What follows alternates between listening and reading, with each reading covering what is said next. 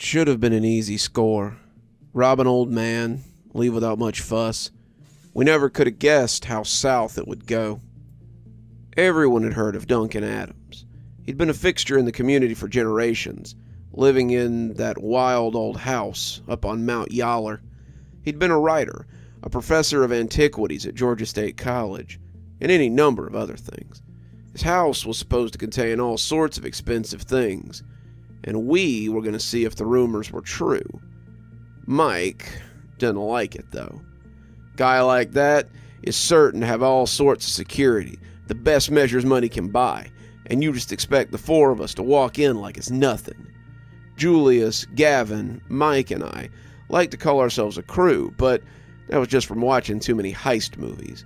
In reality, we were just four guys who like to break into people's houses and steal things. We weren't druggies, we weren't criminals, despite what our records said. But we did like to buy nice things, and stealing often paid for them better than a real job. You'd think so, I said, but my brother went up there to do a job and said that there were no security systems, no cameras, no nothing. The dude is just asking to get robbed, and I say we take him up on it. My youngest brother's a plumber, and that was actually where I got the idea for the job. He got called about a month ago to fix some pipes in the old man's bathroom, and came back to tell us how cool the place was. He had all these mirrors on the grounds, and in the house, and on the walls, and it was like a fun house. It was really cool looking, he said. The old man had paid him a mint to do the job, and I'd spent the next 3 weeks thinking about that house, and planning the biggest heist that I could imagine. The plan is that we go in just after dark and jump the sidewall. We can go in through the garden out back, and come out on the back porch and into the house. The old man's a hard sleeper. My brother said he had to ring the bell a dozen times before he woke up. We can go in and out before he even knows we're there, and live like fat rats off the spoils. Mike still wasn't sure, but greed was slowly eroding his sense of self-preservation. He said he would bring it to a vote with the rest of the crew, and later that afternoon he called to say that the vote had been carried unanimously. The other two were in, and Mike wasn't about to hold us up with some tickling feeling of doubt. Hope your intel's right, because if you're not, we're all going to be royally screwed. And that was how we came to be hunkered in the scrub around the Duncan Adams estate, waiting for it to get good and dark. We were all dressed in dark clothes, Jules and Gavin wearing ski masks, while Mike and I just had our hoods pulled up. I was pretty sure that we wouldn't need cover, but Jules had 2 prior arrests, and Gavin was clean for the moment. Both wanted to stay out of prison, if they could help it, and had opted to cover their faces. As the dark began to settle around us, we kept to the fence and prepared to vault over. It was just a simple concrete wall, no lights or cameras on the top, but Mike stopped before making a stirrup with his hands to point at a sign on the wall. You didn't say nothing about a dog. I looked at the sign, wrinkled my brow as I tried to remember if Lewis had mentioned a dog. He hadn't. He'd said nothing about any kind of animals on the property, but a dog could complicate things. The sign was the usual black and yellow one that bore the legend, "Beware of dog," on it, but it looked a little faded, and I suddenly wondered if it was something from a while ago. It's probably old. Lewis didn't say anything about a dog or a cat or anything to do with animals. Mike seemed unsure, but I doubled down. Tell you what, I'll go first and drop behind the gate. If there's a dog, it'll just tear me up, and I'll find some way to get out, or you guys can run. We'll only be out for the gas it took to get us here, and I'll have spent a night in jail, worst case scenario. Mike still looked unsure, but he made a stirrup with his hands, and I vaulted over the wall and landed in a well-kept backyard. It had been landscaped to look oriental, maybe Japanese or something, and there was a bridge over a little creek and a well-cared-for walkway that led to the back of the house. There was a sand pit with rocks in it, some trees cut to resemble bonsai trees, and several large reflective columns interspaced around. It was definitely different, but I liked it the longer I stood waiting to get mauled by a Rottweiler or a pit bull. "What do you see?" Mike whispered, as I scanned the area for a slobbering beast that was just waiting to strike. Nothing. Well, not nothing, but no dog. Come on over, I think it's safe. They dropped over one at a time, Mike reaching back to pull Gavin over before landing himself.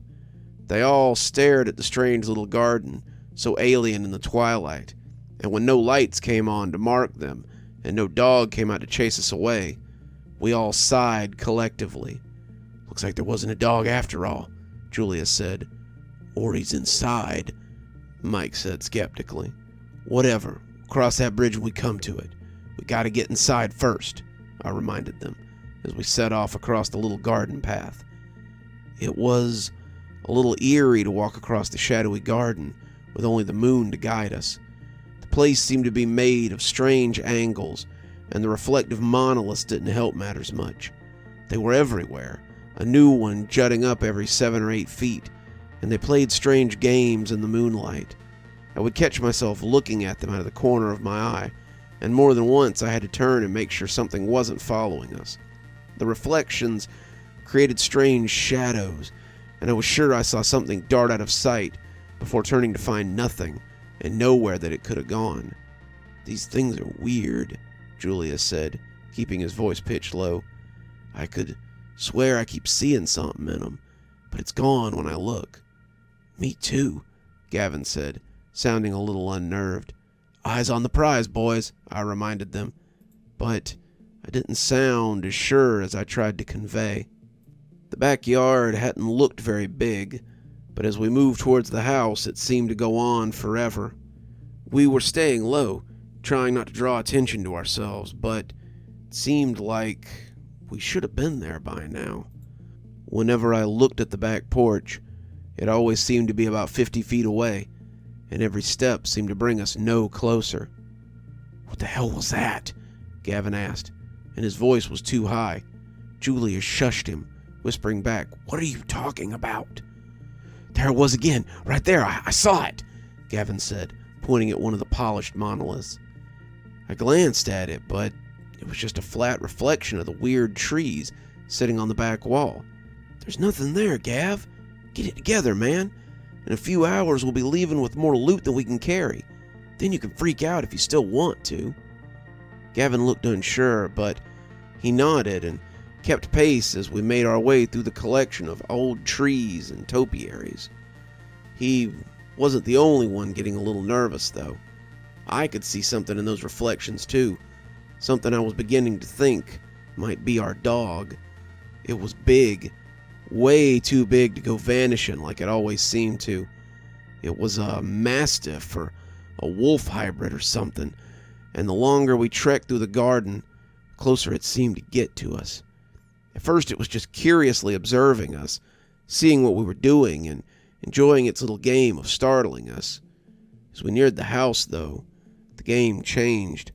Now it was getting closer to our group, weaving between the statues and plants, getting bigger as it stalked us.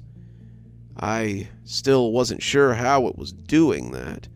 The thing had to be nearly 5 feet tall on all fours, but it would disappear any time I turned to look behind me. I wondered if there was some sort of electrical gadget in these things, maybe a display mount to scare intruders, but when I looked right at the polished mirror front, I saw nothing but my own reflection and the larger-than-usual bonsai topiary behind me. I'd like to tell you that we made it to the house before things went sideways, but that's not true. Truth was, we never even saw the inside of the house. We came within about 10 feet of the back porch, a trip that seemed to take longer than it should have, when the purpose of the monoliths became apparent. We were hunched around some of the oddities of the garden, trying to get our nerve up before heading in. Gavin and I weren't the only ones that had been seeing things out of the corner of our eyes, and nerves were high as the goal came into view. Now the real work would begin, but we weren't sure what to expect from this funhouse garden. Would we be allowed to make it to the house? Would we be mowed down by some huge hound on our way to the porch? I didn't know, but suddenly this didn't seem like the easy score I had promised them. Jules, I whispered, Go see if the back door's unlocked." "Why have I got to do it?" Jules asked, his nerves jangling a little. "'Cause you're the closest to the door. Just get up there and see." Jules looked at the house like it was the absolute last place he wanted to go. But greed still had its teeth in him. We could still make something of this, still come out okay, and he scampered up the porch steps with all the stealth he could muster. The doors were glass, fronting on a huge glassed-in kitchen, and when Jules reached out for the handle, he seemed as shocked as we were when it pulled down easily. Damn, guy's not even... But as he took his eyes off the glass, I saw something loom up behind him, something that made me tremble. It was the dog, a huge black hellhound with a gaping maw full of sharp teeth and piercing red eyes. It was behind the glass, and I thought for sure that it would jump through and bury Jules with its bulk. I started to yell, started to warn him, but when it leaned out of the glass and snapped its teeth around him, I was surprised by the lack of a crash. Jules looked surprised too, his shock absolute, and when the creature yanked him into the glass and out of sight, we were left in stunned silence, with only the crickets for company. "What the hell was that?" Gavin said, his voice trembling audibly. "I don't know," Mike said, his voice inches behind me as he inched away with every breath, "but I'm not sticking around to find out." He was off and running then, tearing back towards the wall we'd come over. He looked scared enough to jump it without any help, and when I called for him to stop, I winced as a light came on in the house. Great, we'd woken up the old man. Gavin saw the light and took a few steps back himself, but when Mike screamed suddenly, Gavin and I froze as we turned back to see what had happened. In the fleeting rays of the porch light, I saw Mike caught beneath the massive paws. It was coming from the surface of a polished square, and as the head emerged, the beast looked as big as a grizzly bear. The fur was wiry and stiff, something I believe they called brindled in the dog world, and its muzzle was already dripping with blood. It bent down over Mike, the poor guy screaming and thrashing as much as his smushed lungs would allow, and when it covered his head with its mouth, the crying and yelling was cut off abruptly. It took Mike's head with it, but was nice enough to leave the body behind as it disappeared into the polished surface of the brooding rectangle. Gavin and I just stood there for a minute, unsure of what to do. When the door to the back porch opened, we both got low as we tried to hide from whoever had come to check on the ruckus. "Who's there?" said a voice that had probably once been a little more impressive. Age had done it no favors, and now it was a little less impressive, a little less commanding, but the owner seemed to know that he wasn't the most dangerous creature in the garden. The sound of a cane thumping on the boards could be heard, and when he saw the body, he croaked out a rough laugh. "Decided to come and steal from an old man, huh? You didn't think you were the first, did ya?" I looked at Gavin as we hid, trying to tell him to be still, though he seemed to be losing that particular fight. "More than a few people have thought that they could come and plunder what I've rightfully taken in my prime. They see an old man living alone and think to make his home their find of the century. They never guess that the most dangerous thing here might be my own biggest find." As we watched, the old man put out a hand, and the hellish beast stuck its nose out of the window it had sucked Jules into, so the old man could scratch it like any other dog. "I was excavating a tomb in Russia when I found them. These strange black monoliths were just in a cave towards the back of the old tomb. I had never seen anything like them or the beast they held, but it had enough intelligence to understand me when I made it an offer. It didn't seem to be enough that he was going to kill us, The old codger meant to monologue before his hell beast devoured us. "Come back to my home," I said. "Come into the lighted world again, and I will take you from this place and let you hunt my enemies for me." And so I have. It has hunted a long time on would-be thieves and robbers, and eaten well in the process. You will be no different. Gavin looked at the back wall, a path that would take him over the unmoving corpse of Mike, and seemed to be trying to decide if it was worth the risk. I shook my head at him, trying to tell him not to, but when he suddenly sprinted across the lawn, I found myself right behind him. I could no more stop myself from fleeing in my terror than he could, and we dodged around the monoliths at every opportunity. The hound lunged at us nonetheless, coming out of either side as it tried to stop us. We were neck and neck, nearly to the wall, when Gavin suddenly tripped. I looked back and found that Gavin's foot was stuck in a trap too devilish to escape. The creature had him by the ankle, and as it dragged him backwards, I sprinted for the wall and leapt at the top. My fingers burned as they tried to dig into the concrete, and I'm not ashamed to say that I left a few fingernails behind as I scrambled over the top. I drove home, expecting that the creature or the police would come after me every mile of the way. When it didn't come lunging out of my rearview mirror and no blue and whites dogged my heels, I breathed a sigh of relief. I drove home, locked all the doors in my trailer, and went to my room so I could write this down while it's still fresh. Now that I have, I'm not sure what to do. Do I call the police? What would I even tell them? Can that thing get me through my own mirror? My computer monitor? The surface of my spoons? I don't know what to do, but I do know one thing. If you ever hear of Duncan Adams and his strange house in the mountains, and think that an old man living alone will be an easy score, think again. The dog that he has can't be bribed with treats and pets, and all you'll have from that place is death for you and anyone who comes along with you.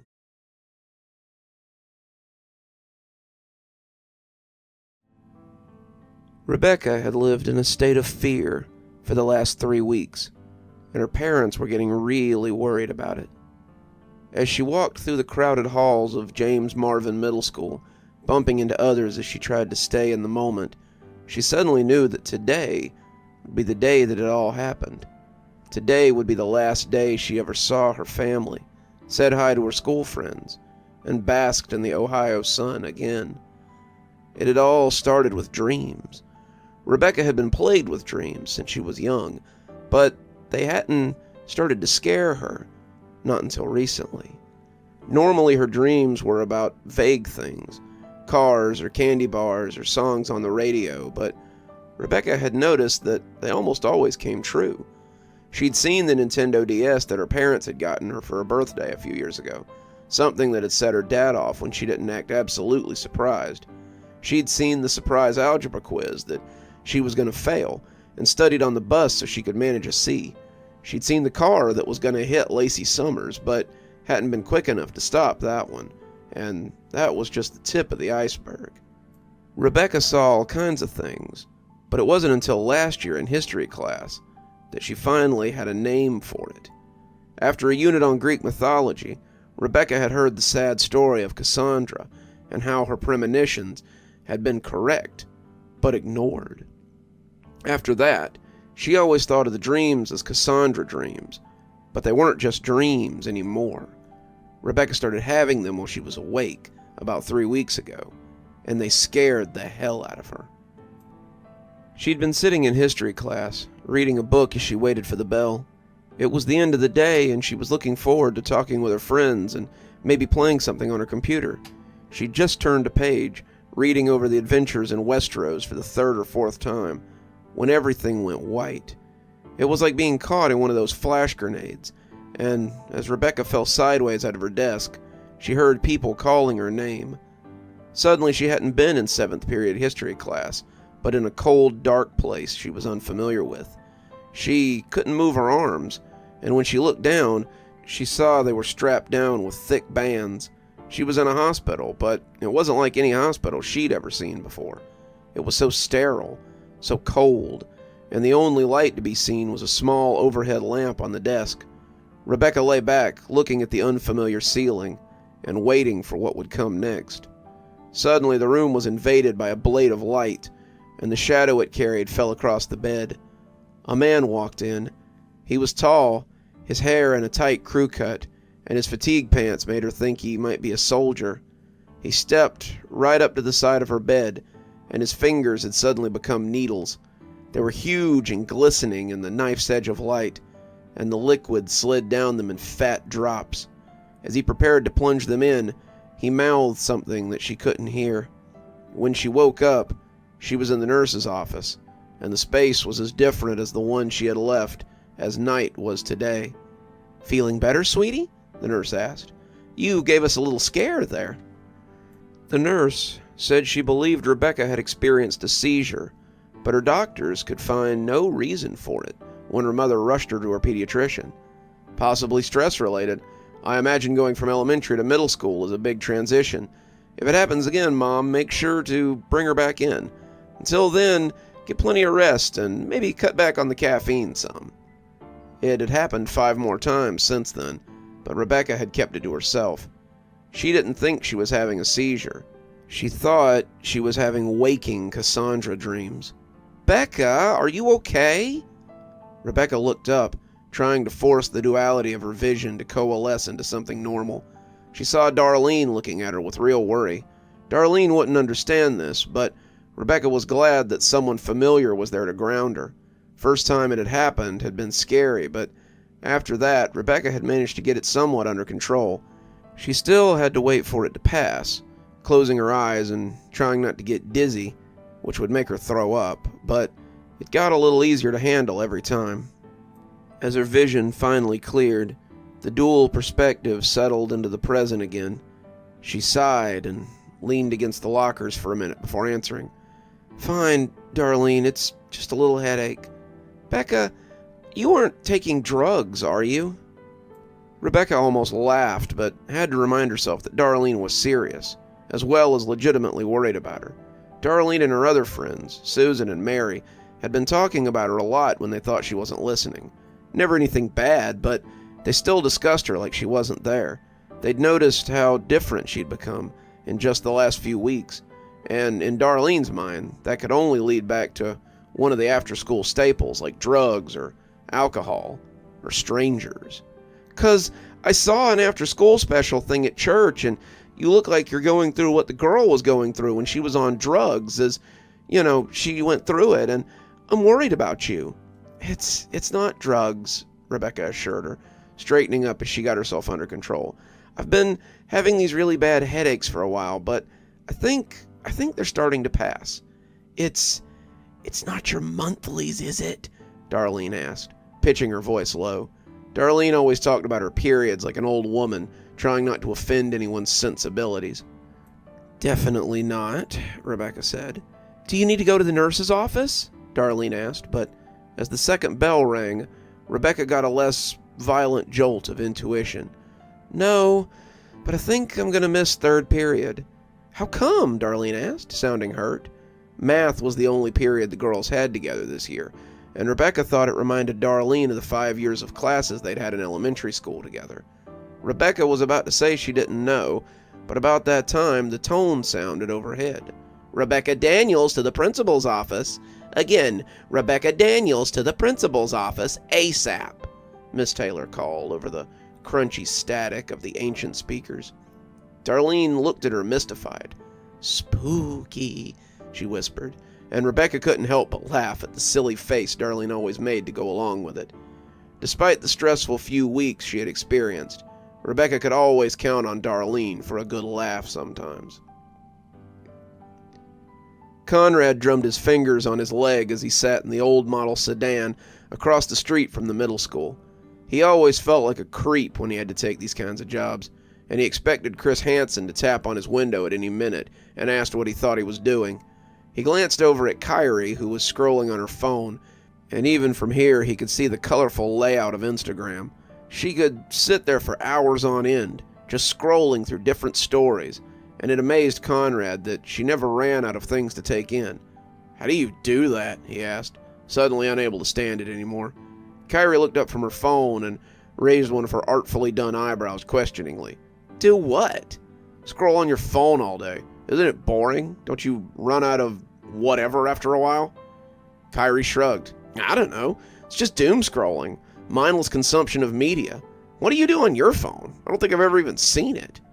Conrad reached into his pocket and pulled out a little silver flip phone. "Make calls." Kyrie looked at the little gray box with real amusement. "No way! You work for one of the most advanced military organizations on the planet, and you carry that dinosaur around in your pocket? How do you live?" Conrad shrugged. "Offline, I guess. Just never saw the point of having something like that. All we had overseas were sat phones, and all you can do on them is make calls." Kyrie laughed. "After this, we are totally taking you somewhere so you can join the 21st century. Maybe we'll stop at a museum so you can drop off that relic for some antiquities exhibit, too." She went back to her doom scrolling, as she called it, and Conrad sat back as he watched over the front of the school.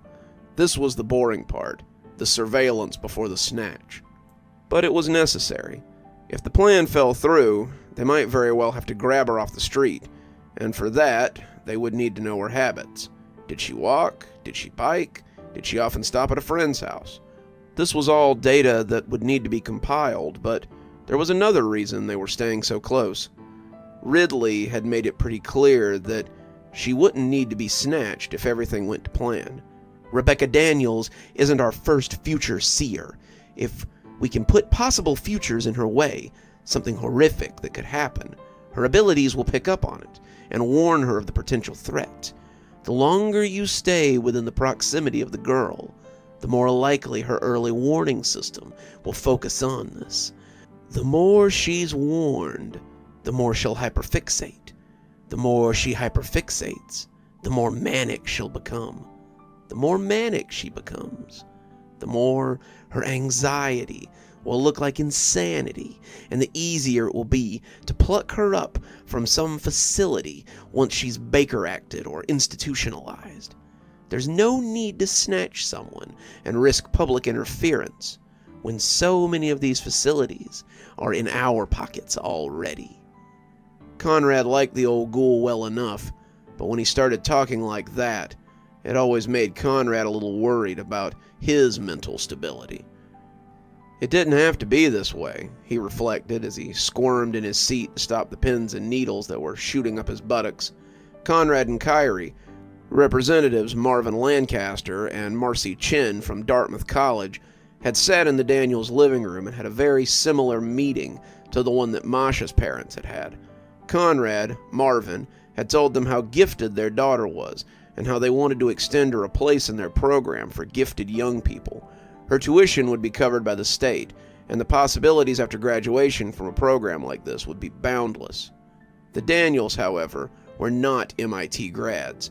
Mrs. Daniels was a sometime substitute teacher and full-time homemaker.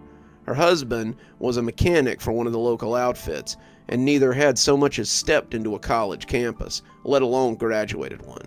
The Daniels were pedigree white trash from the Northeast, and how either had managed to spawn the girl they were now hunting for was beyond him. They had been mistrustful of the pair from the moment they'd opened the door to find them on their doorstep, and had declined their offer without asking their daughter's opinion. "Rebecca ain't going to no liberal college so she can come back with a head full of ideas and a lack of godliness. I'd suggest you two leave," her father had groused at them, and Conrad and Kyrie had apologized for wasting their time. They had planned to snatch her that very week, but when Ridley had suggested this alternative, Conrad had been receptive. Now they were sitting here for God knew how long, waiting for this 11-year-old girl to have a nervous breakdown. Conrad sighed as the bell rang, and students hustled to make their class before it stopped. At least the pay was good, he reflected, as he wiped a hand over his camo pants. Rebecca came into the principal's office to find someone unexpected waiting for her. She had been seeing Dr. Hammarskjöld for about a year now, and when she saw the funny little man perched behind the intimidating desk that her principal favored, she couldn't help but laugh.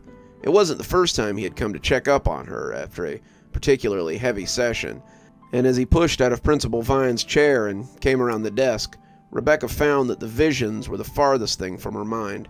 He leaned against the desk, his head just visible over the lip, and he looked for all the world like a shrunken Mr. Rogers. "Miss Daniels, I got a call from your mother this morning to let me know you've had a particularly awful dream last night, so I thought I might come and check on you. So, how are you today?" Rebecca opened her mouth to tell him about the waking dream she'd had only moments before, but quashed it. Dr. Hammarskjöld knew about the Cassandra's dreams, but she hadn't quite dared to tell him about the waking ones. The one last night had been no worse than any other, but it had begun in the midst of a dream that had been pretty good up until then. The switch from her usual nonsensical dreamscape to the harsh sterility of her visions had been extremely jarring, and she'd woken up her parents when she started screaming. She was ashamed now that she realized she had inconvenienced Dr. Hammarskjöld and taken him away from his other patients. It was nothing. It was just... She hesitated, trying to find a lie, but he guessed it. It was the hospital dreams again, wasn't it? Rebecca bit her lip, nodding as she hung her head. "Have you identified the man from your dreams? Is he a relative, maybe? Someone from your past, perhaps?" he asked, taking a much smaller seat from beside the desk where he'd hidden it. "I don't know, but it almost seems like I should know him. How can I not? He haunts my dreams. He's never far from my mind. I feel like every time I see him, I'm a little closer to going crazy." The little man smiled, and that childish grin was enough to put Rebecca at ease. Her parents had been skeptical when a family friend told them about Dr. Hammarskjöld, but he'd proven to be the one respite in Rebecca's often uncertain world. He had been very interested in her dreams, especially the ones that focused on this mystery man, and considered the frequency with which they came true to be more than coincidence. Rebecca wasn't sure that she would have stayed sane this long without him, and he'd been a great help in her recovery. "Rebecca, you may have to entertain the idea that this man is simply a manifestation of your own fears. You may never see him in the flesh, and that may be a good thing. I want to schedule an appointment this afternoon with your mother. Would that be okay? I'd like to talk about the frequency of these dreams, and I'd like you to be honest with me this time. I know they've been happening more often than you've been telling me." Rebecca looked away, not wanting to hurt the little doctor's feelings by letting him know that she had lied to him. "Yes, sir, I will." His phone vibrated then, and he looked at the message before punching in a response with his stubby fingers. It always looked so weird to see him type on a regular-sized phone, and Rebecca tried not to laugh. Dr. Hammarskjöld was very open about his dwarfism, but Rebecca still tried her best not to make him feel self-conscious. He'd been so wonderful to her, such a help in her time of need, and she didn't want to repay him with insults or belittlement. "Now, before you head back to class, I'd like to put you in a peaceful state so that you can focus on the rest of your day and not be distracted by visions. Would that help?" Rebecca nodded, holding her hands out to him instinctively. Dr. Hammarskjöld had a thing that he did where he put a patient in a state of peaceful relaxation, and Rebecca always felt better after one of these sessions. Afterwards, her mind was always more focused, less affected by the visions, and she usually slept well the night after one. She had a test coming up last period, and if she could focus enough to pass it, the day might not be a total loss. "Okay," he said, taking her hands and closing his eyes. "Now I want you to count back from 10 for me. Once you reach 10, we may begin." Rebecca closed her eyes, waiting for the magic to happen. "Once you reach 9, you'll enter a relaxed state of mind." His voice took on a dreamy quality as he spoke, and Rebecca felt his thumbs making circles on her palms. "Once you reach 8, you'll be feeling great."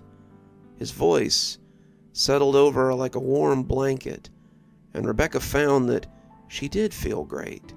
"Once you reach 7, you'll be floating in heaven." Her body did feel lighter, less substantial, more at ease. "Once you reach 6, There'll be no conflicts. Rebecca yawned, wanting to cover it, but unable. Once you reach 5, your problems take a dive. Rebecca felt like she could drift off to sleep right here. Once you reach 4, it's time to snore. Rebecca did feel herself nodding off. Once you reach 3, you'll find your reprieve. Rebecca tried not to fall asleep, but it was inevitable. Once you reach 2, it's all up to you. Rebecca lay back a little, her hands slipping out of Dr. Hammarskjöld's. Once you reach 1, it's over and done. Rebecca was snoring softly in her chair, her peaceful slumber unbroken by thoughts.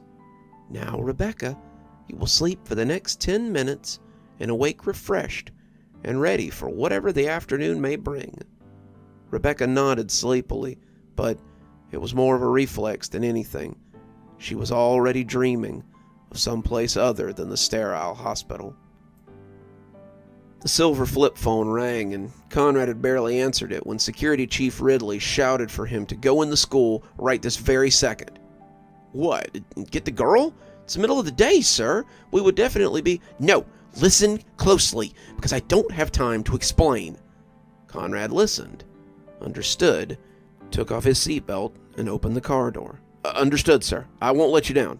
I never had a doubt, he said, hanging up as Conrad snapped the phone closed. Where are you going? Kyrie asked, starting to get out too. Stay in the car. I'll be right back. Kyrie shrugged as she slid over to the driver's seat, her phone back up as she explored the depths of Instagram. She had just found a really cute cat video that she hadn't seen before, and she wasn't about to miss that. Rebecca awoke slowly, her eyelids fluttering as she looked around the room. She'd fallen asleep in the principal's office? Had she had another incident like before? She hoped not. It was always embarrassing to have them happen at school. As the memories of what had happened slowly came back, she heard the sound of someone texting and looked up to see Dr. Hammarskjöld sitting not too far away. He smiled as he noticed she had awoken, putting his phone away as he got up. I trust you had a nice rest. I did. Thank you, Doctor. It was just what I needed. I'm glad I could help. Now let's get you back to class. Can't help with failing grades like I can bad dreams, Dr. Hammarskjöld tittered. The principal looked up as they exited, his large brush mustache twitching as he got up from the reception area. He clearly didn't like being kicked out of his own office, but he took it in stride since Dr. Hammarskjöld had likely explained it was for a good cause. He went to speak with the little doctor, the man thanking him for his kindness. Dr. Hammarskjöld had taken out his cell phone, the principal stepping back into his office, and as Dr. Hammarskjöld began to speak to her mother, Rebecca said that she would see him later, and headed for the door back to school. When the man walked through the door, she was about to exit, smiling at her as he directed himself towards the checkout desk. Rebecca felt all the peace dribble out of her. It was him. It was him. It was him! The man looked at her strangely as she began to hyperventilate. Rebecca was backpedaling, falling on her backside as she crab-walked away from the man. She couldn't breathe. Her breath was coming out in big gasps, but it didn't seem to be helping when it came back in. The man was saying something, calling for help or something, but Rebecca couldn't hear him over the pounding in her ears. He was trying to help her, his hands coming out to touch her, and she pulled away violently as she scuttled backwards. The principal was coming out of his office, and Dr. Hammarskjöld was trying to calm him down, but it was impossible. She was drowning on her own breath, and when she fainted, it was almost a mercy. She's had a bad shock, Dr. Hammarskjöld was telling her parents. She's been having these strange dreams about a man who's trying to hurt her. I believe that she may have seen something in that man that she saw today that triggered her badly. Rebecca was laying on a hospital bed, her arms secured with scratchy straps. Her parents were in the hallway, her father holding her mother as she wept openly. They blamed themselves, it seemed. She had had a great aunt with schizophrenia, a cousin with autism, and they hadn't even bothered to have her tested for either. They had failed to get their daughter the proper help, aside from bringing her to Dr. Hammarskjöld. and now she was broken. Rebecca had heard it all from the bed, but hadn't said anything. It wouldn't be long now before it all came to pass, and saying anything would just stretch it out longer. "Is she in danger, Doctor?" her father asked, looking at the little man with a lot more respect than Rebecca had ever seen. Her father had always silently considered the man a quack, but his insurance had covered the bills, and that had seemed to help. Her father loved her, wouldn't have withheld anything from her if it meant that she could thrive, but he had grown up in an age of psychobabble and bad actors, and mental health looked to him like so much hokum. Now he knew better, though it was too late. "I think she might be. She was almost feral before she passed out. You heard her screams on the phone, Mrs. Daniels. I think that it might be best to institutionalize her for a time." "Institutionalize?" her mother wailed. No, not my little girl. She needs to be at home with her family." "That may not be wise, Mrs. Daniels. We don't know what might set her off, and if she hurts one of you, one of your other children even, it would be unthinkable. Something like that might facilitate the need for more punitive forms of institutionalization as well. Some of those facilities are little better than prisons, and at least if they send her to Mercy Home, I can continue to monitor her progress and be part of her therapy." "The doc knows best, Margaret," her father cut in, though more kindly than Rebecca had ever heard him. "How long would she be in here for?" "Hard to say," Dr. Hammarskjöld said. "I would say at least 90 days. If she shows improvement, then she might be able to come home after that. Otherwise," he looked at her sadly from the door of her room, "well, let's remain positive. You can visit her as well. Visits from friendly faces will surely help speed along her recovery." They discussed the particulars, but Rebecca knew it would amount to nothing. They would never visit her because after today she wouldn't be here. She'd be gone, spirited away to some strange and terrible fate. She wondered if Dr. Hammarskjöld knew this or not. She hoped not. She really did like the little man. He had been an island of reprieve in the sea of turbulence that her life had become recently, and she had looked forward to her sessions with him a lot. "Very good," Dr. Hammarskjöld said, putting the paper her father had hastily signed into his briefcase. "I'll make the necessary arrangements to have her transferred to Mercy Home after she's cleared by the hospital. I know this is hard, but you really are doing what's best for your daughter." Her parents came in to say goodbye, kissing her on the cheek and telling her they'd see her soon. Rebecca said nothing, and when her father turned off the lights and closed the door to her room, she realized she was already in the dream room. The small desk lamp cast the sterile hell in nightmare tones, and Rebecca tried not to cry as she lay in the semi-darkness. Crying wouldn't be any good. The man would come whether she wept or not, and nothing was going to change that. She wondered how long she'd have to lay here, and as she replayed the dream again and again, she realized it didn't matter. He would come. That's all that mattered in the end. She kept thinking about what he was saying, trying to read his lips, and by the time she figured it out, the door was open, and the man she'd been waiting for was there. The clock said it was about 30 minutes since her parents had left, but it had felt like a lifetime. Rebecca supposed that it had been. The man in the fatigue pants had a needle in his hand, unlike the one in her dream. In the dream, they had sprouted from his fingers, but now she saw it was nothing but a plain old syringe. The tip still glistened with translucent fluid, but the fearful illusion was mostly broken. As he leaned over to inject the liquid into her arm, she said the words that he had only mouthed in her dream, and it brought him up short. "Nighty-night, princess." He stopped the needle inches from her arm and scowled. Nobody likes a wise-ass princess. The needle slid in, and Rebecca plummeted into a thankfully dreamless sleep. She woke up in a much worse nightmare than she had been living. She woke up in the kindergarten to the sound of a little girl crying for her mother. Dr. Nathan Hammarskjöld was leaving the hospital when his phone rang. He looked down at the screen and considered not answering it. It had been a stressful day, and he really did not want to talk to the man who'd exacerbated most of it. He knew, however, that not answering would bring him even more stress. and he picked it up as he stepped into the mop closet so he wouldn't be overheard. "Yes?" The line was quiet for a moment before the living corpse of his nightmares began to speak. "Is that how you speak to me, Nathan, the man who made you everything you are today?" Nathan wanted to tell the man exactly how he wanted to speak with him, but he bit his lip and gave the old corpse what he wanted. "No, sir. How can I help you?" "That's better. Just wanted to let you know that your bonus for helping with the extraction will be in your account before the end of the day." Nathan waited for the other shoe to drop, not taking the bait as he waited for the man to tell him why he had really called. "I also wanted to tell you that we'll be calling you back to the kindergarten for this year's class." There it was. "I appreciate the opportunity, but I'm afraid I must decline.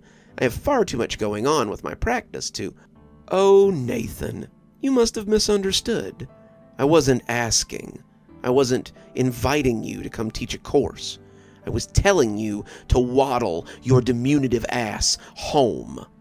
Now see here, I'm not one of your puppets that you can yank back to the stage when you feel like it. I am a doctor with a PhD in psychology and a minor in child development. I studied at Johns Hopkins, for Christ's sake, and I will not be bullied by you anymore." There was dead air for the stretch of about 10 seconds, and every second saw a little more air run out of the doctor's sails. "You will come home. You will assist us with this year's cycle, and in return, I will forget that you ever spoke to me in such a way, Nathan. You owe that PhD to this institute, as well as your life. Have you forgotten how I plucked you out of that orphanage? How I saved you from a freak show or as a life as a subject of outrage and ridicule? Have you forgotten how I let you keep your ridiculous little powers when the rest of your class was burnt out and washed out? Every day that you breathe the air without pain is a day that you should fall on your knees and thank God for the existence of your betters, Nathan. I will see you in 3 days, or you'd had better hope I never see you again." He hung up the phone, and Nathan was left shaking in the broom closet. His phone made a satisfying splash as he threw it into the mop bucket, but it was a tantrum that ultimately gained him nothing. Unlike most of the kindergarten washouts, Nathan hated the things they made him do.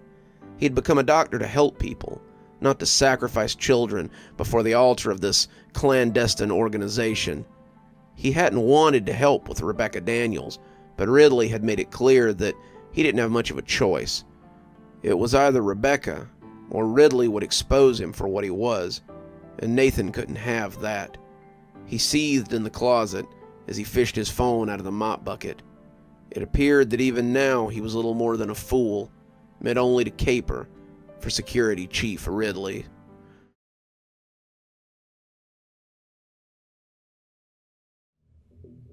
I started out like most people my age would, with a trip to Google. I didn't expect to find a box set for Bright Church or anything, but I'd hoped that maybe a couple episodes existed on YouTube or something. I knew from experience that certain fandoms always seem to spring up from next to nothing, and I was hoping that the Bright Farm show might be one of those too. I also knew that shows from the 80s and 90s always had spotty records, so whatever I was likely to find would be something recorded off a VHS or maybe camera footage. An hour later, however, I was coming up with nothing. YouTube had nothing for me. A Google search brought me a dairy farm in the Midwest, but it didn't look anything like the show.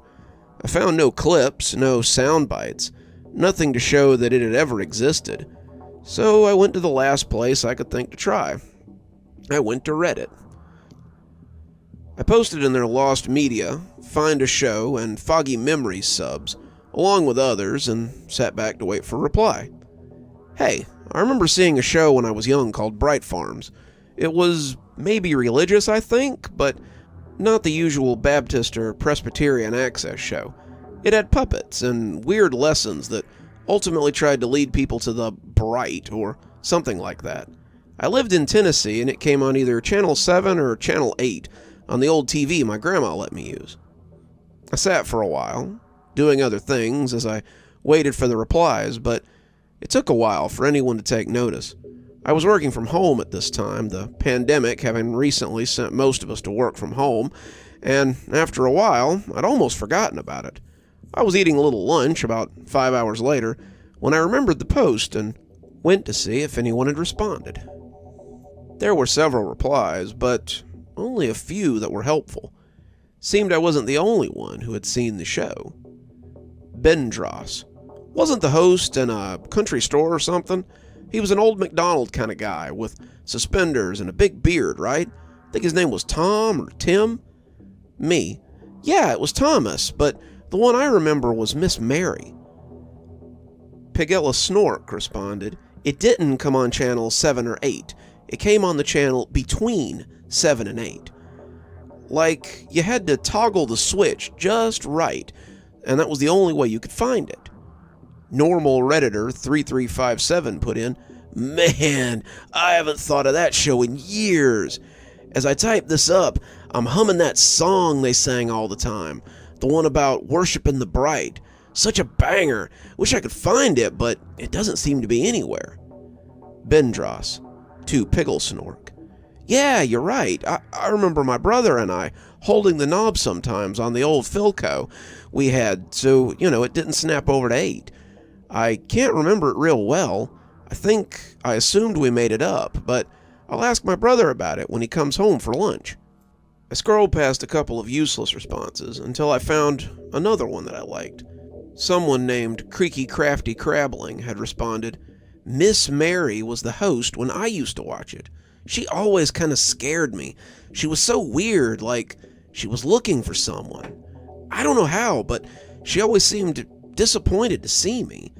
After a while, she seemed to get mad, like she wanted someone else to watch and didn't like seeing me." Me to Creaky Crafty Crabbling, "She always seemed happy to see me, but I agree that it was a little weird. It almost seemed like it wasn't recorded at all. It almost felt live. When did you watch the show?" Creaky Crafty Crabbling responded, "In 91, after school."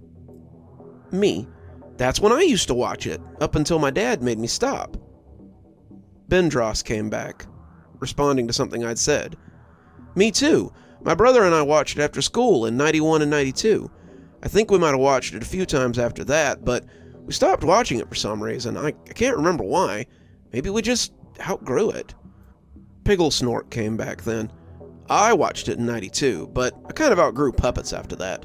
I think it still comes on, but it's like hard to find TVs with dials anymore, and it doesn't seem to work on new TVs." Me, "Does anyone know if there are VHS tapes of it? Is there maybe a particular place where it was recorded? My dad thought it was run by a cult and that my mom might have been part of it. My grandmother showed me a picture after my dad died, and I think the host, Miss Mary, might have been my mother." I kind of regretted posting that when the responses dried up after the constant back and forth for the last 30 minutes. Had I crossed a line? Had my little bombshell been too much? I got back to work, checking back often, and when a message finally popped up, I realized my error.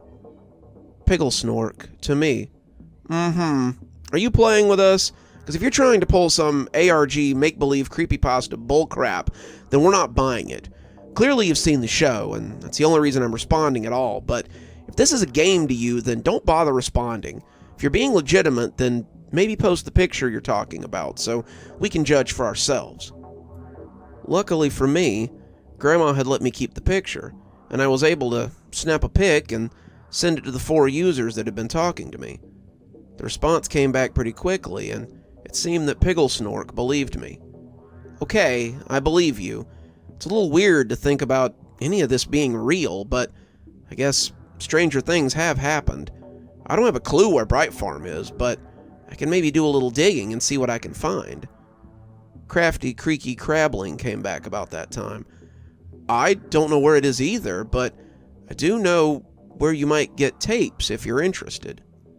Me, "Yes, please, if you know anything, anywhere I might could get tapes, just let me know." Bendros came back then. Creaky, I know you're not suggesting that she goes to video time capsule. Creaky crafty crabbling to Bendros. I was, actually. You know it's the best chance of her finding anything. Pigglesnork. OMG, that place is sketchy AF. If you go, please take someone with you. The guy there is really creepy. Bendros came back then. I don't recommend going at all. That place is very sketchy, and some of the things he offers are a little too good to be true. Bendros and Pigglesnork tried to talk me out of it, but eventually I just messaged Creaky to get the address. He sent me an address in South Carolina, and a warning. His prices are high, and he only takes cash. Make sure you bring enough to pay for what you're looking for. I sat there, looking at the address, wondering if this was the lead I'd been waiting for. I didn't know anyone who'd be willing to come with me, but the GPS says the store is an 8-hour drive from my house. It's the best lead I've had so far, and I feel like it's my best chance to find what I'm looking for. I went and talked to my grandma after that, and she looked worried.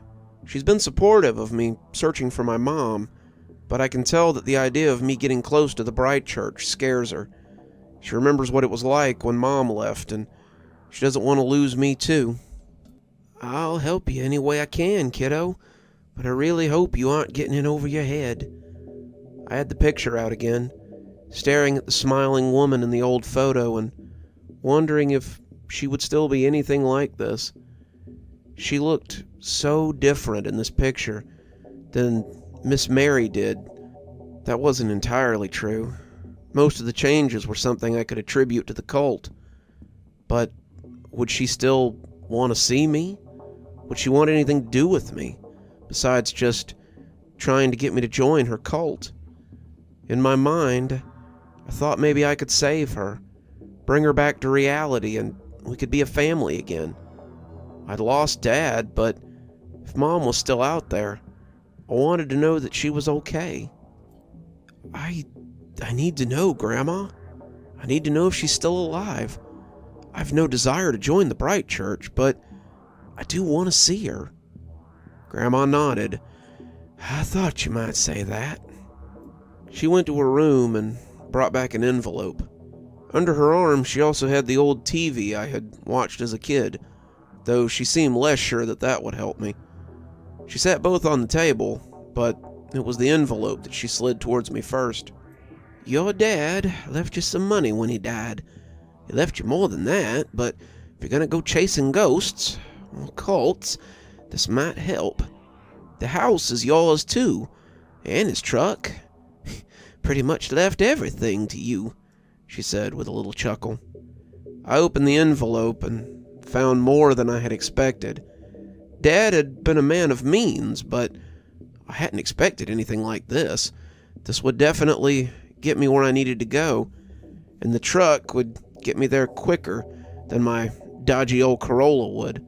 I thanked Grandma for giving it to me, but she just waved her hand dismissively. It belongs to you. I was just holding it for a rainy day. Please do me a favor, though, if you're serious about this. I told her I would, and she reached over to take my hands as she leaned in to look me in the eye. Come back safe.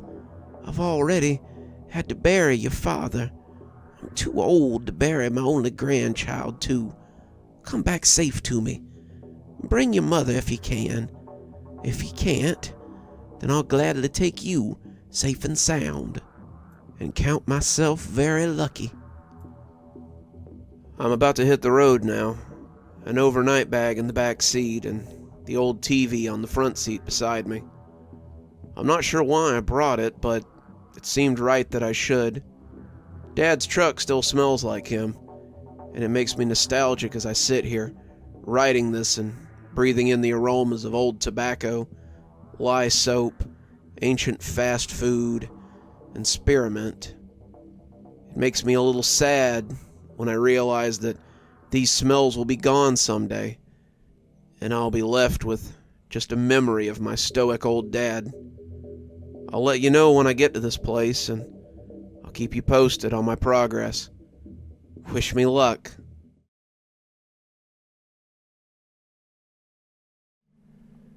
"Have a seat, Mr. Costner. What brings you into the clinic today?" William Costner didn't appear to be a man who was used to looking so unsure of himself. He was a burly man in his late 40s, and Dr. Winters could see the scars on his hands from a life spent working. As he sat there in his plaid work shirt and Wrangler jeans, she thought he looked a little like Burt Reynolds, though definitely less handsome and more plain-faced. She had done her research. She knew that Mr. Costner owned a large ranch between Cashmere and Gainesville. She also knew that he supplied a lot of beef to the area, meaning his was not a small-time operation. His bill had been paid with a check, and he hadn't put down any insurance company, though she knew he had one. He had chosen to come to her instead of going to a therapist in his hometown. Mr. Costner was afraid that people would talk if they knew he'd been to a head shrinker, or whatever it was he called her inside his own head. Despite this, he had still come to see her, so it must have been important. "I dunno, maybe nothing. I saw something that kinda stuck with me. I need it gone, and they say you're good at that." Dr. Pamela Winter nodded, rising to get him some tea. "I'm very good at what I do. Won't you have some tea? I find it helps people relax and come to the heart of the problem." She held the cup out for him, but he hesitated before he took it. "It doesn't have nothing weird in it, does it?" Dr. Winter smiled. "It's ginseng, winter cherry, and all natural ingredients." He took it, and as the steam hit his nose, she saw him waggle his mustache a bit. He took a sip and closed his eyes as the wafted out from between his pursed lips. This was a man who clearly took his tea sweet and in a glass. Something like this would be exotic, a treat for his less than refined palate. It would also be the in that Dr. Winter needed. "So," she said, returning to her seat, "tell me about what you'd like to forget." He looked into the tea, seeming unsure how to start. I know that something attacked me in the barn, and I'm afraid it might come back again." "I've been a rancher my whole life. My father was a rancher, his grandfather was a rancher, and his grandfather was a stock lineman who was extremely knowledgeable when it came to breeding cows and horses. Much like his forebears, I'm a simple man who doesn't put a lot of stock in strange things. I ride my fence line every day to make sure that my grazing land is clear of breaks. I take my cows in when it's cold, and I let them stay in the field when it's warm.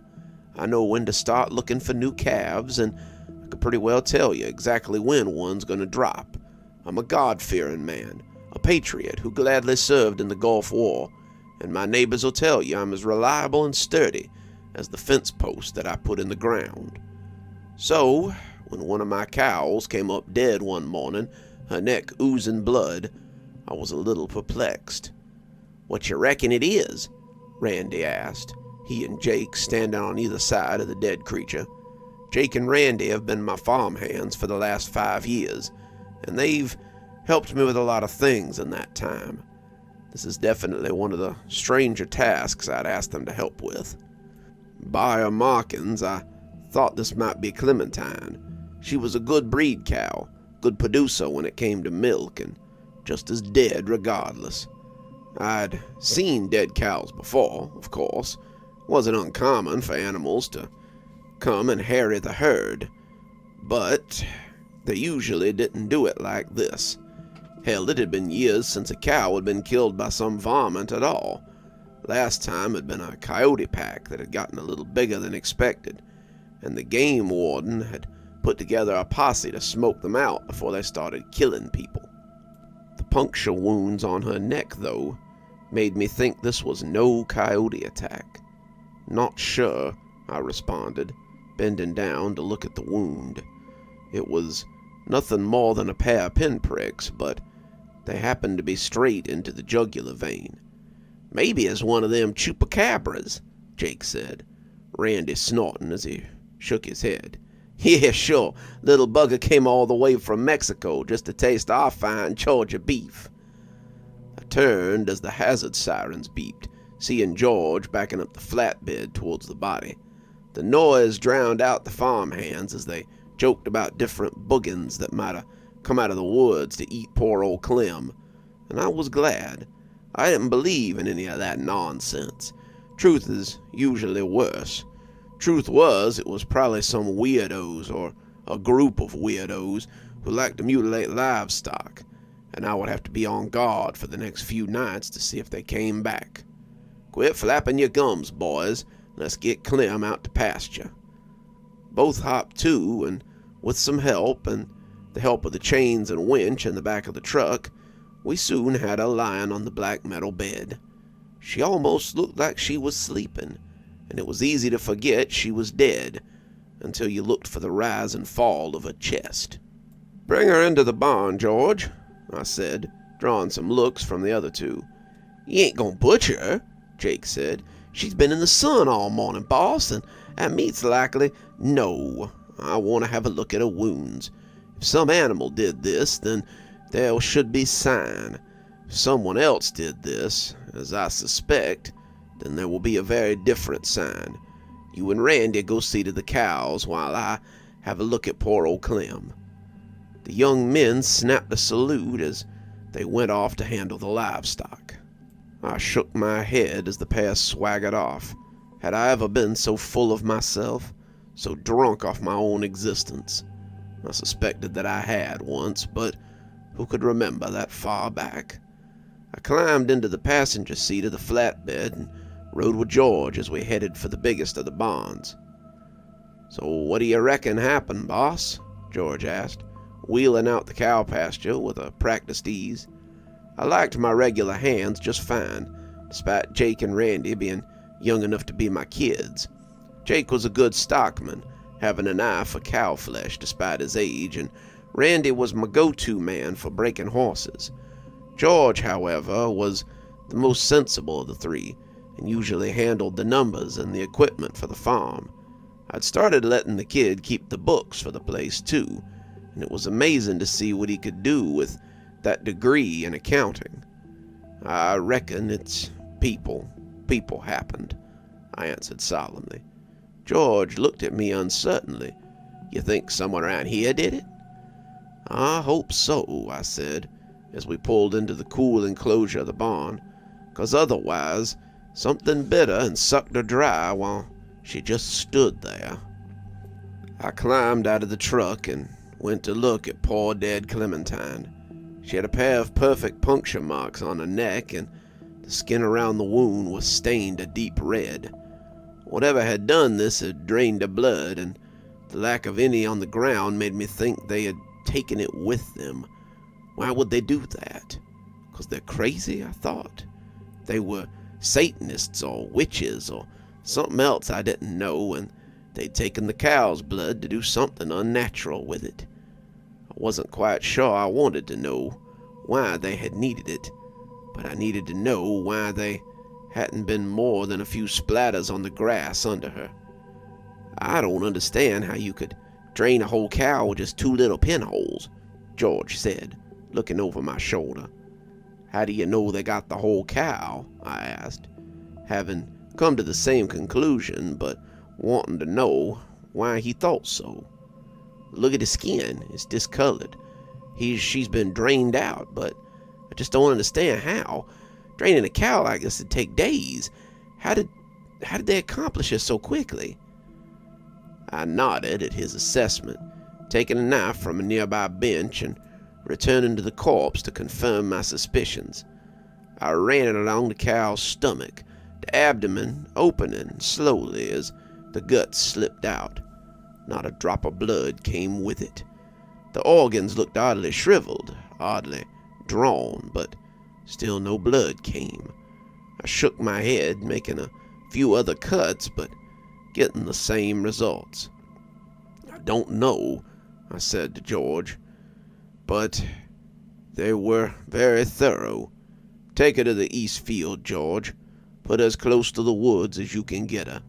Soon as she's off the property, the better." I watched as the flatbed rolled away, not sure what to make of all of it. The sight of the bloodless cow would haunt me for the rest of the day, and that was why I was awake that night as my wife snored beside me. It had been a long day with no answers, and I doubted I would ever discover what had been done to Clementine. The ceiling certainly was offering none as I lay staring at the popcorn ridges that hung up there. I yawned as my tired eyes begged for reprieve. Someone had killed one of my cows, drained her dry while I was asleep, and I knew that it might very well happen again. How could people have done that? I knew what it looked like. I wasn't blind to the punctures that had gone right into the jugular vein, but it was impossible to imagine something like that existing. Stuff like that was in horror movies, not real life. I yawned again, just starting to let my eyes shut as the soft noise of my wife's snores lulled me to sleep. That's when I heard the harsh sound of a cow in distress. It cut across my sleep like a razor, and my eyes popped open as I slid quickly out of bed. I considered getting dressed, but decided against it pretty quickly. I needed to be quick if I was going to catch him. I grabbed my shotgun and headed out into the night, my pajama pants clinging to me as my bare chest prickled in the slight chill of early morning. I was heading for the milk shed, but when I heard the sound again, I turned my attention to the third and smallest of the sheds, the birthing shed. When I catch the cows in time, I like to put them in there to calf so that I don't lose one to varmints or the cold by accident. At that moment I had 3 cows in there ready to calf, and whatever was killing them had decided this was the best place to find its next target. I came into the shed, gun barrel leading the way, and nearly dropped it on the chaff. What I saw haunts me even now. It was a woman. She was dressed in a sheer black thing, her raven hair billowing behind her, her pale skin nearly glistening in the moonlight coming through the nearby window. It wasn't a skin that filled me with dread, though. Her jaw was open, unhinged like a snake, and her face was strangely elongated by this action. She had 4 fangs the size of pencils jutting from her jaw. Her red eyes had turned to look at me, and I saw the blood falling to the floor as Gertrude bawled pitifully. She turned back to the cow and wrapped her mouth around the wound, drinking the blood as it oozed out. There was a shivering new calf on the ground beneath her, and Gertrude seemed to be trying to protect it, even as her blood dribbled into the mouth of this haunting creature. I lifted the gun and pointed it at the woman, told her to get the hell away from that cow. She hissed at me, sending more blood to the hay, and when she bent towards me, I'm not ashamed to say that I cowered away from her. I lifted the gun, prepared to fire, but as she loomed over me with her strange mouth opened wide, she suddenly seemed unsure of herself. She pulled back, closing her eyes as she tried to stop herself before she struck me, and then bent like a shadow on the side of a house as she folded out the open door. I sat for a count of 5, trying to get myself under control before I could get enough strength in my legs to help Gertrude.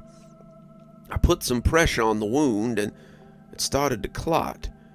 I heard the cow bawl quietly again. I sat there in the shed and held pressure on her neck until I was sure she wouldn't bleed to death, and then I rushed to the big barn to get the first aid kit so I could clean and cover the wound. Gertrude didn't like that much, but she allowed it, and as I watched her care for her new calf, I finally breathed a sigh of relief. That was a few weeks ago. The strange woman hasn't been back since. Not in the flesh, anyway. While I sleep, I dream about her terrible face and frightening presence. I awake screaming some nights, but I cannot tell my wife why. Better to keep the burden with me forever than to let it infect her too, though it threatens to haunt me forever." He leaned forward then, making a glooping sound as he pushed the black lump out of his throat. As he sat quietly, Dr. Winter took the cup and poured the lump into a jar as she always did. She set it with the others in there, and as she washed the cup, she thought about the farmer and what he had told her. Black hair, pale skin, red eyes. Curious. Very curious. Mr. Costner shook his head like a dog as he came out, looking around as if he wasn't sure where he was. Did it work?" he asked, though by the sound of it, he wasn't sure what it was. "Yes, sir. I don't think those pesky nightmares will bother you any more. I'd like to ask, Mr. Costner, could you use a good dog for your farm?" The man cocked his head. "Why, yes, actually. I recently had one of my younger ones die when a cow kicked him, and I was hoping to replace him with something a little bigger." Dr. Winter wrote down the address and a name of a client she knew who would appreciate the business. "Talk to this man and tell him I sent you. I think your nighttime worries will be a thing of the past with one of his dogs watching over your property." Mr. Costner nodded, thanking her as he left. Pamela waved as he headed for the reception desk, letting the door close behind him as she reached for her cell phone. Marguerite picked up on the third ring. "Hello, my dear. Is everything okay?" Pamela smiled. She loved the way Maggie talked. "I heard through the grapevine that you paid a visit to the Costner ranch a few weeks ago." Marguerite laughed, and it sounded merry. "You must have been talking to that farmer I nearly ate. I managed to make him forget, but he's going to talk to Sinclair about getting one of his hybrid beasts." Maggie scoffed like a moody teen. "I was not planning to return after being caught." "Honestly, Maggie, I don't understand why you don't just eat deer like the vampires in those novels you love so much," Winter said, taking a seat on the still warm couch. "Oh, this may work for the Cullens, but the deer is so gamey. His cows were raised with love, and they tasted delicious." She sounded like she was salivating as she remembered it. "It's the third one this year, Maggie. I appreciate the business, but you have to be more careful. I don't know what I'd do if something happened to you." "Fear not, mon cher. I'm harder to kill than that." Winter smiled. "I should hope so. Will I see you for dinner tonight?" "I wouldn't miss our date night for the world. See you then, my love." Winter hung up and got herself in order before her next client came in. God forbid they see the slight color in her cheeks and think that she was human after all.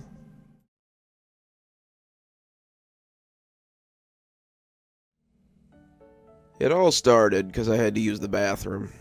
I was on my way home after having worked a double, and if I'd just gone before I left work, it wouldn't have been a problem. I was in such a hurry to get home because I knew I was going to have to come back and do it again in another 8 hours. My relief had called out about 30 minutes before my shift ended, and though the manager was sympathetic, he said I had to stay unless I could find someone to work for me. 8 hours later, I staggered out the front door and into my car so I could go home and pass out just in enough time to do it again tomorrow. I was about halfway home when I got struck with the overwhelming urge to use the bathroom. It wasn't one of those you can hold it kind of warnings. It was a full-blown, you're going to pee in the toilet or you're going to pee in your pants, but you got about 2 minutes or so to pull the trigger on this decision kind of warnings. I was about 20 minutes from home, and every place I passed was dark or locked up for the night. I just about decided to pull over to the side of the road when I saw the comfortable glow of a Dollar General sign in the distance. I pulled in, figuring it was probably still open, and if it was, I'd use the bathroom. If not, I guess I'd just go behind the building. It was about 10:30 at night, and I was surprised when I saw the open sign still lit up. Their big sign was different. Well, a little different than I was used to, at least. It wasn't the usual Dollar General logo. and as I got closer, I saw that I'd pulled up into a Dollar General Beyond. Wasn't a type of Dollar General I was familiar with, but hey, beggars couldn't be choosers. I heard the comfortable ding of the automatic door as I walked inside, and it put me at ease. The personal speakers that some manager had rigged into the sound system were playing soft rock from one of the local stations, and the overhead fluorescents flickered and crackled in that way that makes you think they're just about to go out. The doors closed behind me with an almost ominous thump, but I shook it off as my bladder throbbed again. I found a tired-looking blonde woman standing behind the counter, and she seemed barely coherent. She didn't even look at me when I walked up, and when I asked for the bathroom key, she turned her head minutely and offered me a fluorescent pink fly swatter with a key hooked to the bottom. I nearly ran to the bathroom, slipping the key in as I opened the door and paused in confusion. I opened the door to find another Dollar General. It was the same as when I went in. Same stagnant soft rock playing over the speakers, same fluorescent buzzing overhead, same tired salt and pepper flake linoleum that scuffed underfoot. It was a little mesmerizing as I stepped inside, the feeling of vertigo momentary but awful as I let the door snap shut behind me. My need to pee was forgotten as I looked around, and I would be too distracted to remember it for a little while.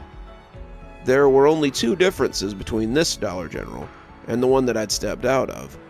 One was the disappearance of the blonde woman. I thought maybe I'd just gotten turned around somehow. Just a tired trick of the mind. Until I walked up to the counter. The woman was gone, but it wasn't something that seemed odd right away. She'd probably gone into the office to count the drawers down so she could go home, and I rang the bell on the desk as I called for help. I rang it a dozen or so times, calling loudly for someone, but no one ever came out. I jumped the counter then, but the office behind it was empty. I checked the back, checked every aisle, but they were empty too. The second difference was that all the doors out of the store were locked and refused to budge. It was getting too weird by now, and I really wished I'd just peed behind the store. I went to the doors and pushed on them, feeling for a lock or something, but there was nothing on the smooth surface. There was no mechanism to unlock the door either. The door was simply unmoving. I went into the back, meaning to go out the back door, but that door was also locked. After about 30 minutes of looking for a key or some way out, I sat down on the counter and decided maybe I'd been locked in for the night. The blonde had looked half brain dead and had probably just left and locked me in. If she had, then why leave the lights and the music on? I pondered it for a minute, but eventually I just shrugged and decided to call the police so they could come get me. I didn't want some cop to drive by on a routine patrol and think I was in here stealing. What's more, I had to be back at work before Dollar General opened. My boss was not going to be happy if I was late, and was unlikely to believe I was trapped in a Dollar General. So I took out my cell phone, dialed 911, but all I got was a weird static noise. I dialed a few more numbers, but each time, the static got louder and angrier. Eventually, I stopped trying. The 5G, however, still works, so I guess that's lucky for you guys. I decided that if I couldn't reach them, I would at least tell them what was going on. I opted to make a sign so that if anyone saw me through the windows, they wouldn't think I was robbing the place. I set about looking for something to make a sign with, and luckily for me, I was locked in a Dollar General. About 2 minutes later, I had a sign made out of construction paper taped to the door, letting everyone know that I was stuck in here and that I needed help. After that, I stepped away from the door, tried to decide what to do now. My bladder groaned again, and I remembered why I'd stopped here in the first place. I opened the door to the bathroom, and hey, wouldn't you know it, there was another Dollar General in there. I must have opened the bathroom door and stepped through about 4 times before I just decided to go in the water fountain. My business completed, I decided to have a bite.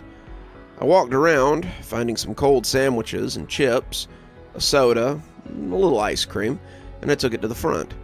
Self-checkout wouldn't work, so in the end, I just left some money on the counter and figure I'd pay the difference when they opened tomorrow.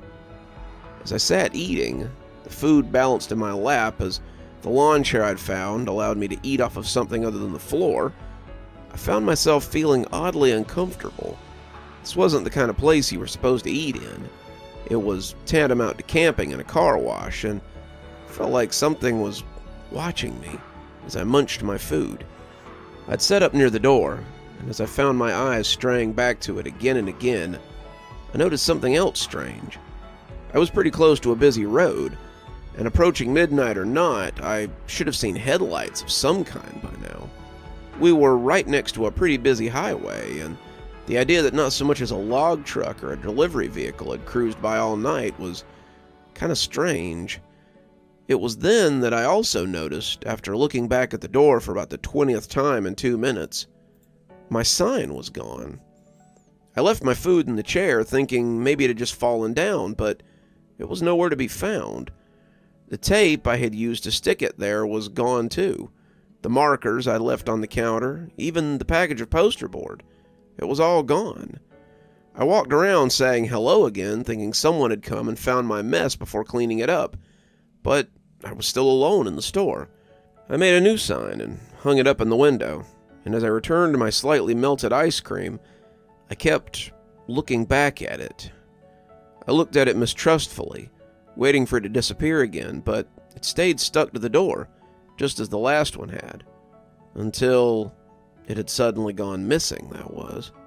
After finishing my little dinner, I grabbed some bedding from the end cap near the middle of the store and some chair pads from the same area.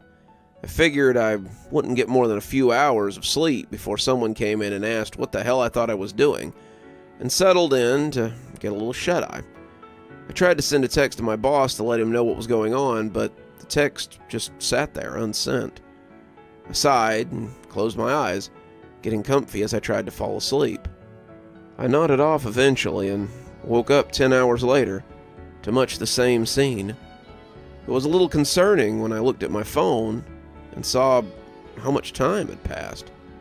It was even more concerning when I realized the sun still wasn't up. No one had tried to call me. No one had arrived to ask me what I thought I was doing. And that was when I sat down to write this. As I said, the 5G seems to work very well, but I can't so much as make a phone call from my phone. The outlets seem to work pretty good, and there's plenty of chargers here to keep my phone from dying. I don't seem to be in any danger of starving either. I have food, water, and power, but no way out. I don't know how long I can stay here or wherever I am, but it appears that I've found something incredible. Incredible and inescapable. It's funny. My friends and I used to joke about the number of Dollar Generals in any given place. They always seemed to get closer and closer to each other, and once I made a joke about how one day I'd turn down an aisle and find myself in a completely different Dollar General. You know, enter the back area, a new Dollar General location. Fall through a hole in the floor, you'd drop right into a newly constructed Dollar General. We'd laugh about it over our beers, but it seems less funny now. I'll keep you all posted. I suppose this would count as my first day in the Dollar General Beyond, but I'll let you know if I discover anything new. If you come across one, I can't stress enough to avoid the Dollar General Beyond at all cost.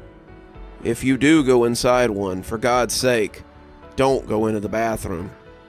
There are forces at work here that I don't think anybody understands.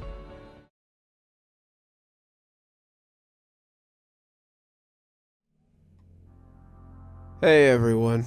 I have no idea how long I've been in the Dollar General Beyond, but I figure it's been about a week.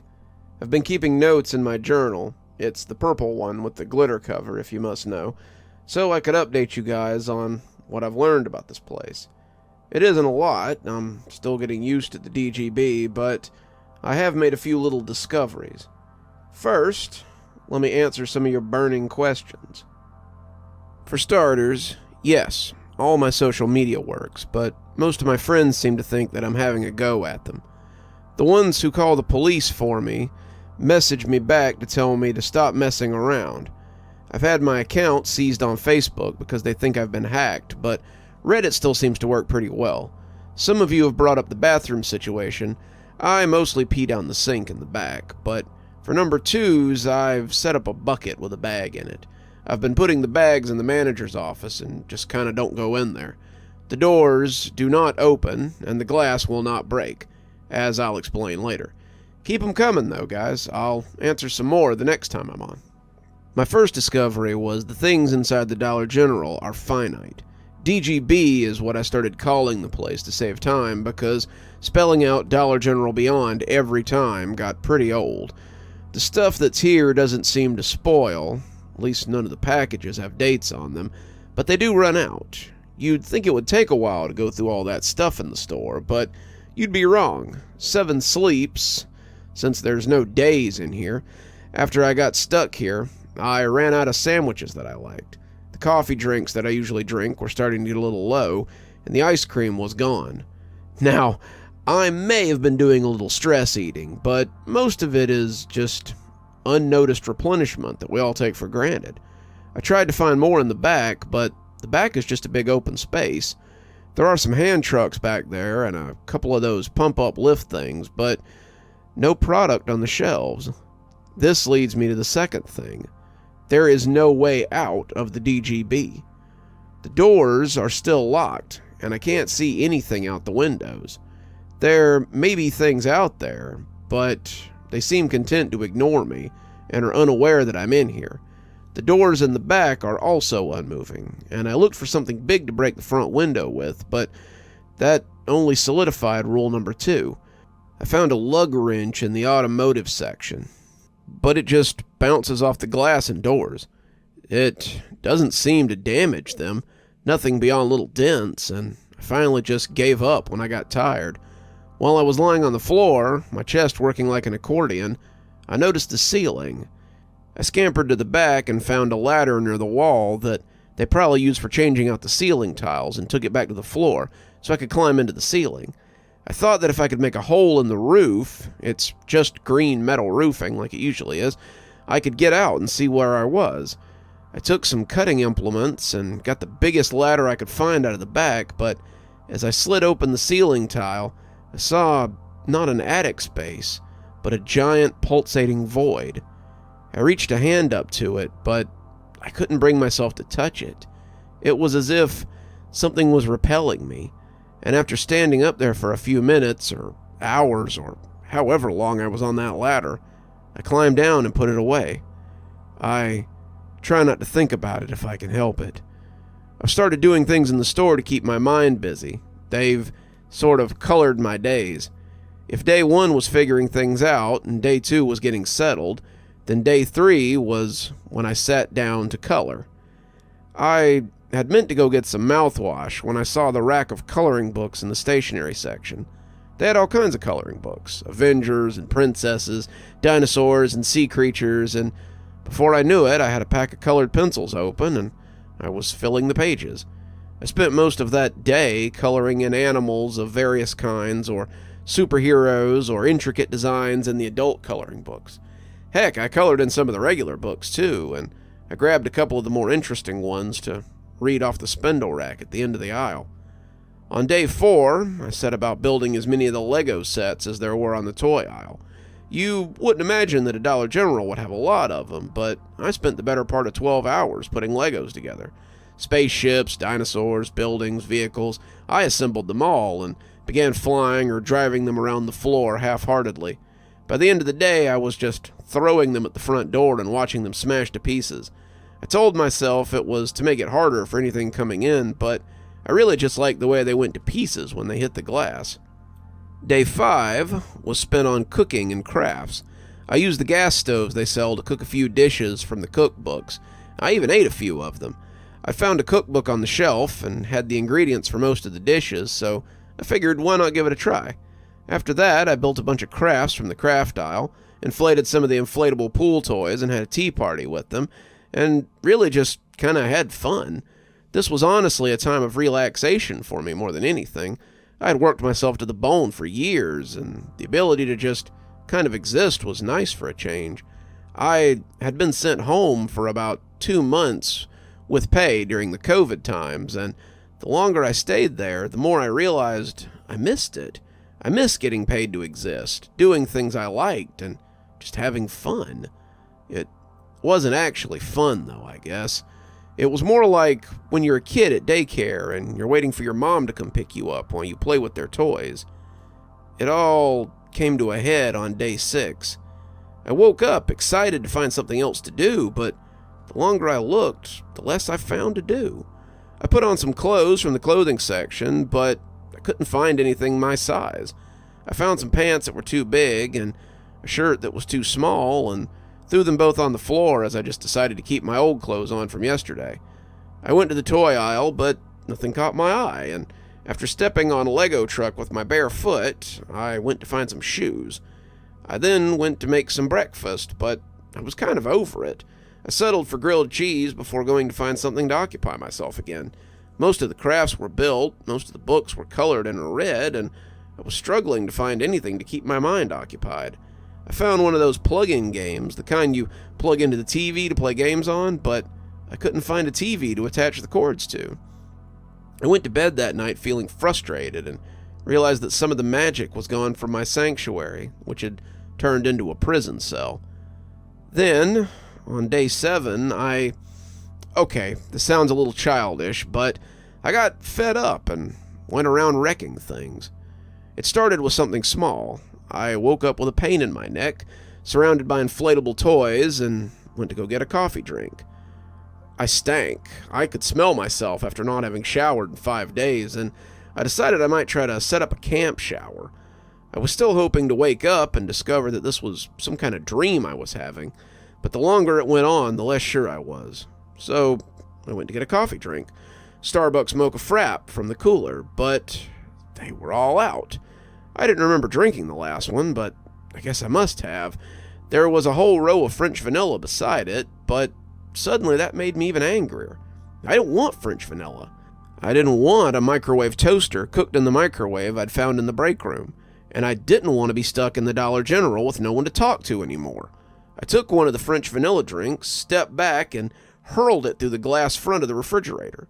It shattered, spilling glass and coffee all over the floor, and I made another discovery right then. Number 3. That felt pretty good. I did it again, and again, and again. Then I ran out of glass, and I threw a couple at the front door, but it didn't break. After that, I went on a rampage through the aisles. I smashed all the crafts, threw all my Legos, popped my inflatable friends with scissors or knives, or just jumped on them. Tossed soda bottles, watched the tops burst as they went flying, and basically had a tantrum that would befit any 6-year-old. When I was done, I lay in the wreckage, making snow angels in a pile of chips I'd poured out, and as I panted heavily, I felt a little better. I had pushed over a few of the shelves as well, and between 2 of them, the slant they made seemed to form an arrow. I saw something else I had done.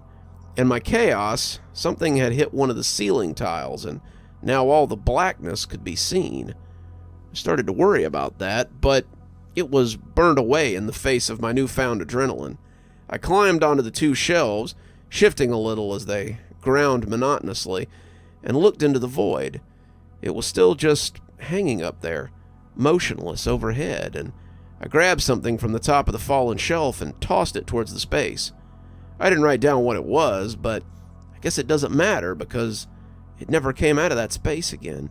I grabbed something else, had reared back to fling it, but I stopped halfway through the throw. Something about that darkness made me very uneasy. The way it moved after I'd tossed something into it seemed angry. I know how that sounds. How can darkness be angry? But it did. It seemed to watch me as I prepared to throw, daring me to let it fly and see what happened. I let whatever it was fall to the ground and went down to get ready for bed. I was tired, exhausted from my day of destroying my prison, and I decided to drag my bedding under the shelves that I had dropped together. One, it made me feel like I had a shelter, and two, it was the cleanest part of the floor with the least amount of crap on it. Three, I guess, was that if it collapsed on top of me, at least I wouldn't be stuck here anymore. I had scratched that last one out of my journal, but I think it's important to have it now. It speaks a lot to my state of mind. I must have dozed off for a little bit because I came awake and I was surprised to see that something had changed. The store was completely dark. The store lights had never gone out in the week that I'd been here, not unless they went off after I went to sleep, and the new dark was highly unsettling. I wondered if that was what had woken me up, but as the shelves groaned again, I realized it had been something else. Whatever that something was, it was now perched on top of my makeshift structure. For the first time in a week, I had something else here with me, and the knowledge made my blood run cold. I was under a big pile of blankets and inflatables that I had dragged here, and I snuggled down beneath them like a kid when he thinks there's a monster in his closet. I heard it moving around, heard it making its careful way out of the shelves and across the mess I had created. The way it moved made me believe it was huge and hunkered to fit in the space, but I refused to peek and see what it was. It made a noise of discomfort more than once, clearly coming down on some of the sharper bits of my mess, and I closed my eyes as I tried to stay as quiet as I could. I wasn't sure if it was dangerous. I didn't know if it could hurt me, but I knew enough to know that I really didn't want to find out. It moved about for some indeterminable amount of time. Could be an hour as much as it could be 5 minutes, but eventually it left, and I could see the lights blink back to life as they came back on. Whatever it had been, it had killed the lights, and I made a note to watch out for that in the future. Eventually I gave up on sleep and got up to see what was still edible in the destroyed ruins of my cell. After finding some unopened chips and a mostly intact pizza, some of the soda that I hadn't wrecked, I sat down to eat breakfast and write this. I decided to transcribe the journal into my phone, just in case something happens to it, and I've also decided to go into the bathroom again. It brought me here in the first place. Maybe it can take me back again. Even if it doesn't, maybe it'll take me somewhere else. I've ruined all my food here during my tantrum, and if it brings me right back here, then I guess I'll have to salvage what's left and try to live as long as I can. Looking through the door now, the DGB on the other side looks very different from the one I'm in now. It looks like this one when I first came through, and I'm hoping that if it doesn't take me back where I came from, then maybe it'll take me somewhere less wrecked. Wish me luck. Either way, that's all for now. Hopefully there will be a chance for more some other time.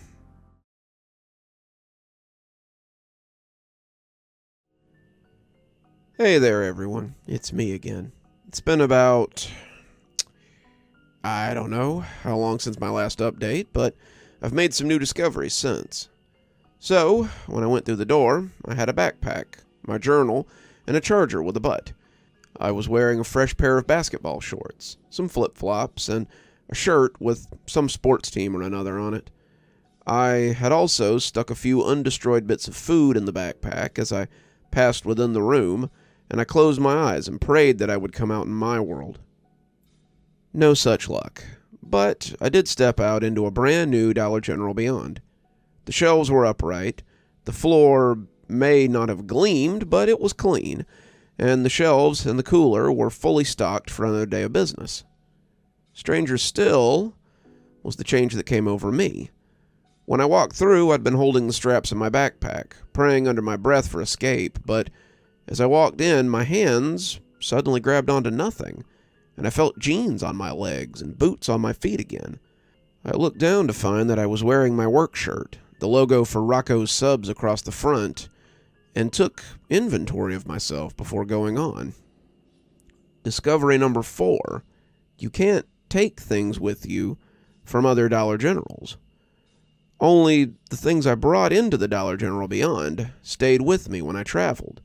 Traveling is what I called it when I go from the bathroom and step into a new Dollar General Beyond. My phone, my wallet, my work ID, the 27 cents I had from something earlier that day, and the granola bar I had crumpled up in my back pocket traveled with me. Anything I tried to bring through the DGB doesn't come with me, though. It's not a big problem. I can get more chargers or supplies when I get there, but it's a little jarring to feel the backpack disappear off your own back. As such, I've started keeping my journal here on my phone since the words in the notes seem to come along with me too. This brings me to the next thing. Discovery 5. The stores reset themselves when you travel. The DGB I walked into looked similar to the one I had left, and the stock was back in place. I say similar because the inflatables are gone in favor of autumn items. There's decorative pumpkins on the seasonal shelves. There are fall items throughout the store, and many of the coffee drinks now have pumpkin spice in their midst. Everything else is the same, but it's like the store goes through little changes when you go to a new one. I still couldn't leave. The door refused to open, but the lights are on and the music is still playing, so that's not too bad. Plus, I like pumpkin spice, so it's not a big problem. This time around, I started experimenting a bit with the bathroom door. I now realize that the sign I made on the first night hadn't just gone away.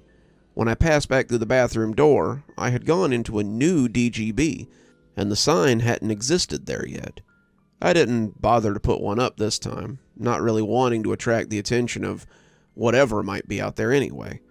I took note of my food, deciding how much I'd have before I had to move again, and I figured I had about 2 months of food, as long as I didn't go buck wild.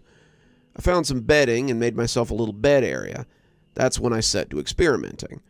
I started by throwing things through the door. It started with action figures. I probably tossed about 24 of those green army men through the door before realizing I had no way to see if I could get them back. So I went to the dental aisle and got some floss. That's when I discovered I didn't have to get them back. There was a small pile of loose army men laying on the floor of the toy aisle, just hanging out as if they had tumbled there from nowhere. The other store had rejected them, sending them back to their point of origin, and I looked at the dental floss dubiously. I shrugged. It was for science, after all. I hooked it to the base of the soldier and tossed it in.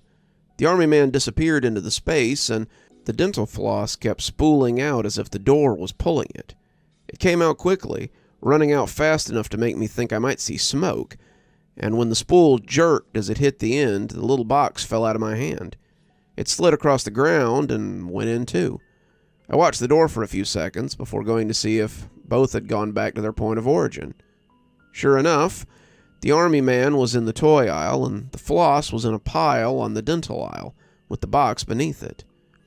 I picked up the floss and went to look for other things that I could throw through the door. I didn't really have anything living, besides me, and I knew I could go through the door just fine. I settled for some bananas, but they too came back. Same with other fruit, but I had figured they would. Liquids were the same. The oil I splashed through the portal made a huge mess on the floor when it tried to go back, and I stopped after that. Nothing could go through the door other than me. Got it. That was day 8, I suppose. On day 9, I looked at the data and had to see what it all meant. The only thing I really knew about this place was A, I couldn't leave, B, I could only go to copies of other Dollar Generals, C, some of those copies were a little different but still similar, and D, only I could go between the places. And E, there was something that came out when the lights went off that I did not want to meet again. It wasn't a lot to go by, but it was something. This place had rules, and rules were something that I could work with. I spent a few days in that particular store, throwing things at random into the portal to make sure the rules were constant. In the end, everything came back. Nothing was immune to the rules, except for me. I looked for living things to throw in, but it appeared I was the only thing that lived here, which was concerning. Most stores try to keep themselves clean, but inevitably there will be bugs or even rats in the store. I checked under every shelf, in every corner, and behind every box and bag, but I couldn't find any of the usual signs of pests. No mouse crap, no spider webs, no roach bodies, no nothing. Maybe that was part of it too. I don't know, but I made a note of it. Discovery number 6, there are no pests in the Dollar General beyond. After that, I decided I had done all I could here. What else was I going to do in this store? What was I going to do in other stores, for that matter? I didn't know, but I realized that staying wasn't going to get me anywhere. I started to pack a few things, but realized the futility. It would all just disappear when I went, but I did do something before moving on. I went and grabbed a permanent marker from the stationery section and drew a big letter B on the floor by the front door. I didn't know if it did, but if I ever rolled back through a store that I'd already been to, I wanted to be able to tell. That done, I stepped through the bathroom and into another Dollar General. It wasn't mine either, though. The store looked the same, but all the products were in a foreign language. I had taken Spanish in high school, but whatever the language was, it wasn't that. Thought it might be Middle Eastern. I'd played enough COD that I'd seen enough street graffiti to find it familiar, but it was still unknown. Some of the food was different, too. There were more regional cuisines, flatbreads, and strange meats, and the music playing overhead was something best described as pop with yelling. The automatic door had also been replaced with a roll-down grate, which was secured as if for the night. I ate a little of the food, the stuff that didn't need to be cooked, and drew a big C on the floor near the door before moving on again.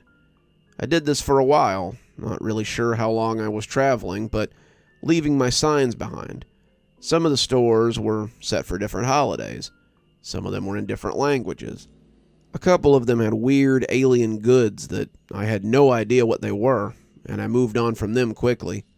Some looked to be selling human meat and pieces of people. In some there was music, and some there was silence. In one, the lights were black lights. In another, the floor was lit up and the ceiling was not. Some of the music was just static. In the store that sold human meat, the music was just the same screaming again and again. In all of them, I left a letter somewhere. In all of them, I hoped to find my way home, and didn't. This was exciting at first. I was exploring unfound territory and seeing things that no one had ever seen before. I was a pioneer, a traveler, and I found myself filled with wonder as I hoped this trip would be my last. The stores were cool, and I was never scared of what I saw. The rules had always been that I was the only living thing there. The rules had always been that there was nothing in these places that would hurt me. I had put the creature out of my mind, though perhaps I had dreamed about it, and as time went by, I couldn't tell you how long I spent just going from one to the next, to the next, to the next. In some I spent days. In some I spent minutes. When I was tired, I slept. When I was hungry, I ate. When I had to go, I went. It wasn't until I drew a Z on the ground of a particular Dollar General, one with a strange mixture of French and Spanish products that all seemed to be made of lamb meat, that I realized how long I'd been doing this. This was the 26th store that I'd been to. I'd been going straight through many of them, and had yet to see anything beyond the front door other than the murk of night, or darkness, or whatever it was. I hadn't found anyone else either, and that was beginning to worry me. I also hadn't run back over any of the letters, which was less worrisome, since it meant there might be an end to these stores. I found I'd been looking at the Z on the floor for several minutes, before shaking it off and heading back to the bathroom. Nothing to do now but carry on. It would be another 7 stores before my ideas of being alone were challenged. The letters had replaced my days by then. I could have no more told you how long I'd been here than I could have told you who the King of Spain was. I had been leaving double letters after the Z, but I figured that at some point I would have to leave triple and quadruple. I tried to sleep as little as possible, keeping moving until I had to stop. I was yawning as I went into the store that I was already thinking of as FF, and I walked into a familiar scene, though I knew it wasn't the place I'd thought it was. The store was wrecked, and it was the first one I'd seen out of order since the store I had left behind. I wondered if I'd come full circle, but one look at the shelves was enough to tell me that I hadn't done this. All the food was labeled in a strange language that I had no clue how to read, and the doors looked like an elevator, the metal doors firmly closed. As I moved about the store, I felt like something was watching me, and I found myself turning quickly as I tried to catch sight of it. It was the first movement I'd seen outside of my own as I walked past a mirror. It made me paranoid to feel something watching me, and I made a meandering path towards the automotive so I could find something to swing at it if it came after me. The lights in the back hung down from broken chains, and as they flickered, I saw what I was after. The four-way lug wasn't a perfect weapon, but as the careful, furtive movements I'd been seeing suddenly turned into a wild and stunted charge, I gripped it tightly. I turned suddenly, smashing it into whatever was coming after me, but as I lifted it to swing again, I felt my fingers grow weak. It was a person. It was a human. At least I thought it was. He was an old man, shirtless and hunched, and his skin looked tight as it clung to his ribs. He had clearly not been eating enough, and he lifted his stick-thin arms as he tried to defend himself from me. However long he had been here, he had lost his ability to speak in something recognizable. He sputtered and chirped, making something like animal noises as he held his bleeding head and moaned in pain. I didn't wait for him to get his wits about him.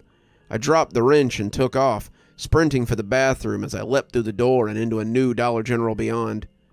This one had flowers and Mother's Day decorations festooning every end cap, but all I could do was lay down and pull my knees to my chest. I had seen another person.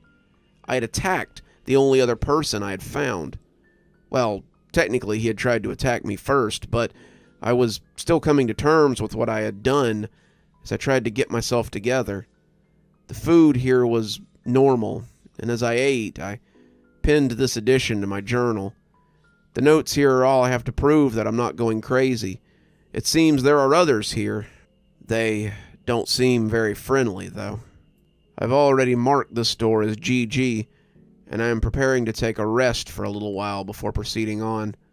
I don't know what else I'll find out there, but I still remain hopeful that I'll find a way out. I'll keep you posted. Pray for me. I still hope to come out of this alive.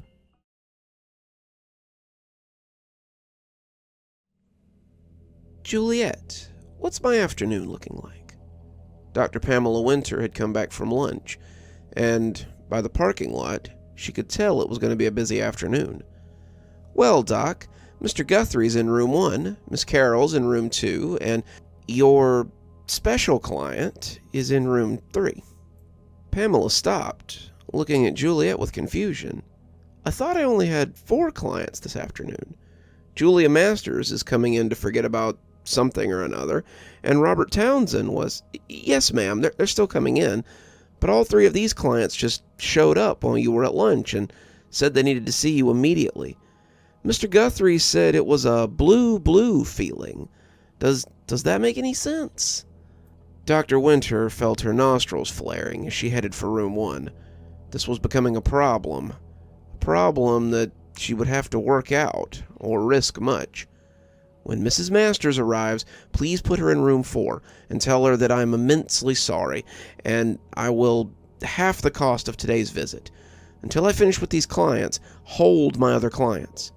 Yes, ma'am, said Julia dutifully. Pamela smiled, thanking her receptionist, and heading off to deal with these 3 sudden arrivals. Juliet truly was the perfect woman for the job. Mr. Guthrie was lying on the couch when she arrived, his purple cowboy boots propped up on the arm as a look of immense dread stretched across his face. Dr. Winter went to make some tea as he lay there looking lost, and as it brewed on the hot plate, she sat down and tried to find a smile for him. Mr. Guthrie, to what do I owe the honor of having such a celebrity on my couch? He didn't look like a celebrity today. His normally pristine white hair was wrinkled, and the first 3 buttons were undone and showing a lot of straw-colored chest hair. His jeans had mud on them, like he might have fallen in a puddle, and his cowboy hat was gone. Even his loud purple boots looked muted today, and when he turned to look at her, she heard the voice of an angel calling out for help. "Something's wrong, Doc. Something's bad wrong. I don't know what to do. I'm having these thoughts, and they're all bringing me down." "Well, let's start with these thoughts. What's got you down, Charlie?" "Well, I was taking my gal downtown. We just eaten at Chester's. I was just thinking about a song I was going to write for the fall show, and all of a sudden I thought about a place I'd never been before. I was singing on a stage, and people were screaming. The lights were hot, and the music was loud, but it was good. I got done and climbed into a big fancy car, driving in some place I've never heard of. People kept talking to me, calling me something I don't rightly remember, but it wasn't right. I know my name, but they weren't using my name. I got all confused and fell down, and the next thing I know, I was sitting on this couch and waiting for you." Dr. Winter was nodding and pretending to write, but she already knew what would have to happen.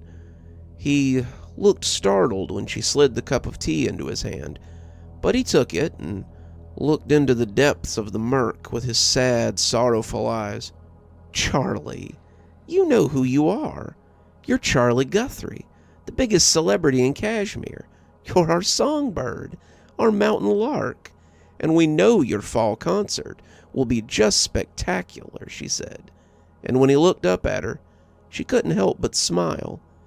He kept looking into his tea, mesmerized by the dance of light. Are you sure?" he whispered, the ripples sliding out as his hand shook a little. "I am. Now drink your tea and get back to that song. Miss Maggie and I can't wait to hear it."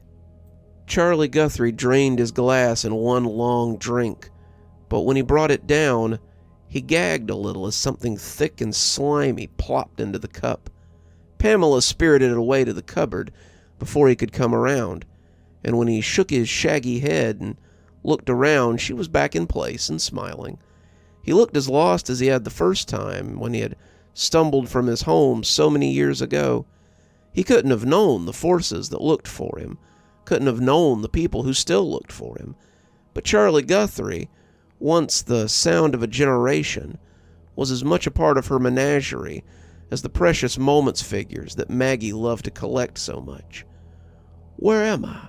Doc, am I all right?" "You're just fine," Winter said. "You had a momentary fugue, but you're okay now." He smiled, showing her a mouth of perfect white teeth, before thanking her and telling her to just bill my insurance. "Thank you, honey." He hummed a little as he left the office, something she knew but wouldn't comment on, and she listened to his boots clip-clop down the hall. Then she grabbed her teapot and headed for room 2. Angela Frosky was pacing the room when she came in, looking worse than she had ever seen her. Her hair was ragged from being pulled through her hands that were now clenched by her stomach, as if expecting to find something there. As Dr. Winter came in, the woman lunged at her before Pamela could ready herself for the clenching hands that came up to grab her. "My baby," she said, somewhere between a scream and a whisper. "Angela, your baby is—" But Angela cut her off. My baby, where is my baby? I want my baby, where is my baby?" Pamela Winter set her kettle down, composing herself before she put more than her hands on the fraying woman. It wasn't like this was the first time she had calmed Angela Frosky down before she shook herself to pieces. "Angela, sit with me and have a cup of tea. Your baby's fine. You are fine. And if you'll sit for a moment and calm yourself, you'll see that this is all just nerves." Angela's eyes darted around like a trapped animal, unsure of who to believe, but wanting to believe that What the woman was saying was true. Is it really okay?" she said, letting herself be led over to the couch. Pamela sat across from her, letting her fingers clutch at the side of her pantsuit top. Angela was such a strange thing, but Pamela was fond of her. This was how they had met, actually. Angela wanted to forget the death of her baby, a death that had driven her right over the edge. Her husband had been unable to help her, been unable to do much but tell her to get over it, and she had taken to wandering the streets and looking for her lost lamb. That was when Pamela had found her, shouting and walking, and took her somewhere she could get her some help. Turned out, that place had been Cashmere. "Angela, listen to me," she said, taking her hands as she stopped them from crumpling her top. "Your child is fine. Otto's in school, and Marcus is probably worried sick about you. Did you tell him you were coming here?" Angela's face had gone slack as Dr. Winter spoke to her, her words washing over the poor woman like a warm bath. The mania leaked right out of her, and when Winter offered her tea, she nodded rubberly and told her that would be lovely. Pamela smiled, taking up the cup from the nearby table and pouring it full. "Now, once you finish this, everything will be okay. You'll go back to what you were doing, and you won't give this a second thought." Angela nodded, but as the lump rose in her throat, Dr. Winter saw her gulp it back down and sigh contentedly. Pamela shook her head. Someday, she would either have to bring up her trauma or come to terms with the death of her first son. Someday, but not today. Angela looked at Winter placidly, as if just noticing her. "Oh, hello, Pamela. What are you doing in my living room?" Dr. Winter smiled, understanding that her friend was back to her usual oblivious self. "You're in my office, Angie. You said you weren't feeling well, and you came in for a little rest." "I did?" Angela said, dubiously, looking far away as if trying to piece it all together. Yes, of course I did. It must have been the heat. Thank you for letting me sit for a minute, Pam. Will you and Maggie be joining us for dinner this week? Otto's working on his rocket, and I know he'd love to see his favorite auntie." "Perhaps another time," Dr. Winter said. "But it was nice to see you again, Angela. Stop by any time you feel like you need a little rest." Angela thanked her again, wobbling a little as she rose. Pamela offered her a hand, and the woman talked about her son and her husband and how they were looking forward to the upcoming fall celebration. "They say that Charlie Guthrie's working on a new song for the event. I like him. He reminds me of someone my mom used to listen to. What was his name?" she said, more to herself than to Dr. Winter. "Who can say?" Winter said with a smile. "Hopefully we can sit together like last year.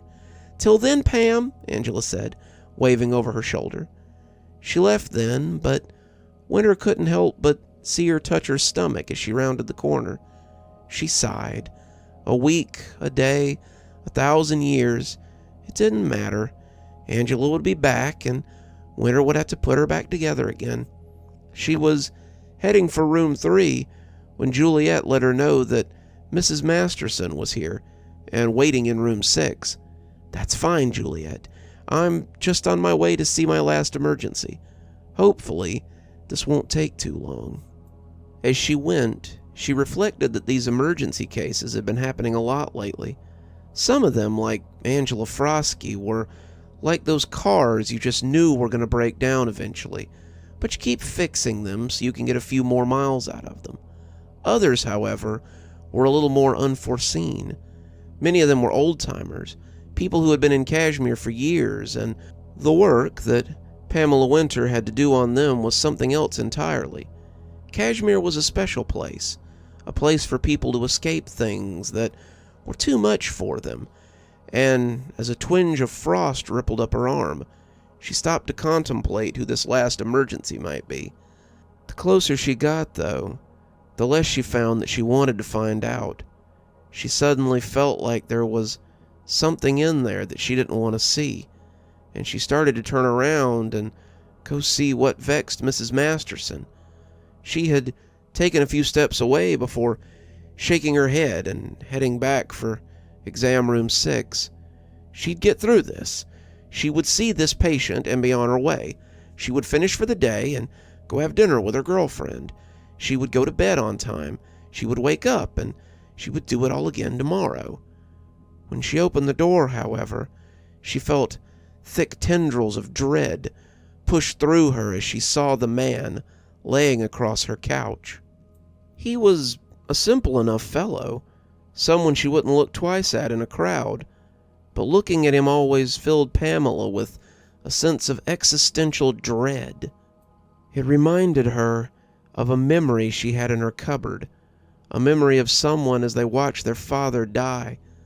As they had held his shrunken hand, watching the rise and fall of his chest, they had wondered if they would cease to exist when their father died. Were they real? Were they nothing but a fever dream that this old man was having before the final gasp? Would they cease to exist when he did? Dr. Winter had no father, none that she would speak of, but when she spoke to this man, she felt just that way. She felt as if she might unmake herself by saying the wrong thing. She felt afraid in a way that she had not since time was a squalling infant. "I don't know why I'm here, Pamela." You're here for therapy, right?" she said, taking a seat before the couch. "I mean here. Why am I here in Cashmere?" He ran his hand over his luxurious dark hair, staring at the ceiling as he tried to puzzle out something Pamela couldn't understand. "I've been here for longer than I should have been, haven't I?" "Have you?" Pamela asked, really not sure at all. How long had he been here? He'd been here before her. He'd been her first patient, in fact, but she did not know how long he had lived in Cashmere. She couldn't even be sure that he did live in Cashmere. She'd never seen his address. She had never seen a check that had been made out from his bank. Winter had never been paid by this man, but she continued to see him regardless. When he came to her office, she had to see him. Those were the rules. He sighed, smiling as he looked at her. "Sometimes therapy feels more like talking to myself, but I always enjoy our little conversations, Dr. Winter. I know I should leave.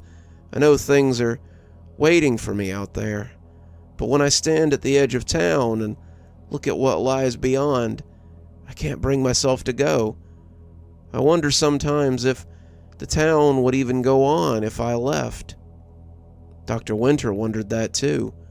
When she thought about it, she felt like doing nothing so much as shaking into pieces. "You're right," he said, getting up and smiling at her. "That's why I come here, after all. Thanks, Doc. You know just what to say.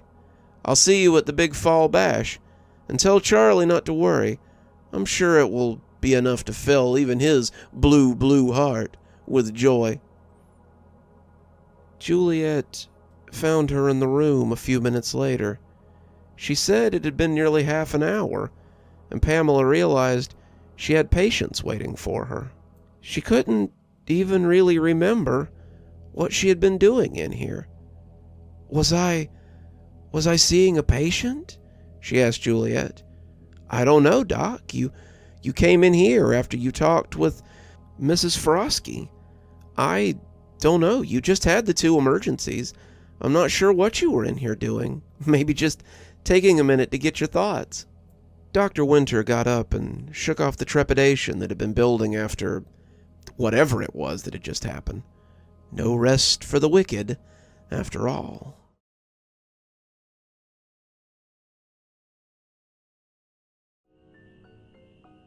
"I swear to God, you can see it for yourself if you don't believe me," I looked up from my pancakes to see that Matt was wearing his dead serious look.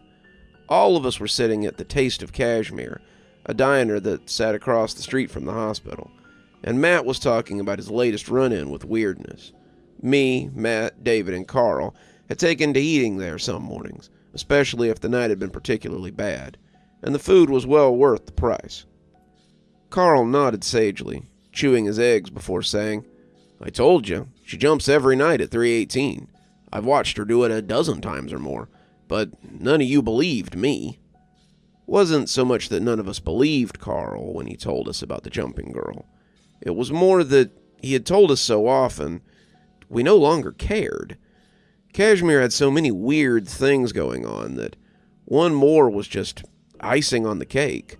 "I never said I didn't believe you," Matt said. I didn't know it was like that."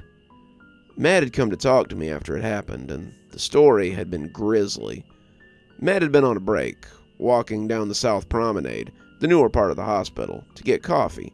Now, there was a cafeteria on the north end, where we worked, but he claimed that the coffee they brewed on the South Promenade canteen was better by a mile. Matt often made the trip when he had enough quarters to feed the fancy machine they'd set up over there, and today he was in quarters. He'd gotten his coffee and was on his way back when he had to cross the big entryway that looked up onto the other balconies that fronted on the other floors. This was the first thing most guests saw when they came to the front doors, and some people had called it the ballroom because of the large glass chandelier and the polished tile floor. To me, it always looked like the reception area of a fancy hotel, with the desk and the elevators and the glass balconies sitting behind it. It was about 3:15 when Matt started making his way back towards the switchboard, and he just so happened to be crossing the ballroom at 3:18. He just so happened to be looking up at the balconies as he crossed the ballroom, and that was the only reason he had seen her at all. Something caught my eye, and when I looked up, she was perched on the railing of the 5th floor. Her feet were bare, her white legs kicking out over empty air as she looked down at me. I started to call to her to ask her what she was doing, but when she pushed off the rail and began to freefall, she screamed. Her cries shook the chandelier, and when she hit the floor, I dropped my coffee and started backpedaling. I couldn't believe it. She'd hit the ground and popped like an overripe melon, and her blood had splattered across the tiles as she hit. I stopped backing up when I hit the wall, and as I stood there hyperventilating, she turned her head and gurgled wetly at me. I think she might have said "Mama," but I can't be sure. I closed my eyes, trying to get control of myself so I could call it in, but when I opened them, the only thing spilled on the tile was my coffee. She was gone. She was nowhere to be seen, and I just stood there and stared at my spilled coffee for about 5 minutes. When my legs finally decided to work again, I came to tell you, he said, nodding at me. The coffee cup in his hand had shook a little as he spoke, and I couldn't help but feel sorry for him. Watching Barbara Flatsby tumble to the polished floor of the South Promenade would have been enough to make anyone spill their coffee. Barbara Flatsby, if the stories were to be believed, was one of the newer ghosts to take up residence in Cashmere Hospital. The South Promenade had been up for less than a year when she had thrown herself from the 5th floor balcony and landed hard enough to crack 5 of the tiles in the pristine entryway. She was a single mother, also newly single. Her boyfriend had left her after he'd heard the news of her pregnancy, and she had tragically lost her baby in childbirth. Truth be told, the stories claimed that it had likely been dead for days, and Barbara was in denial.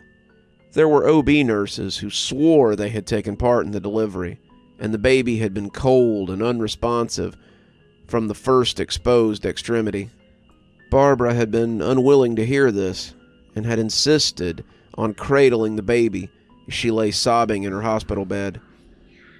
After the nurses had insisted that the baby had to be disposed of, the corpse beginning to fall apart under her care, Barbara had become something akin to catatonic.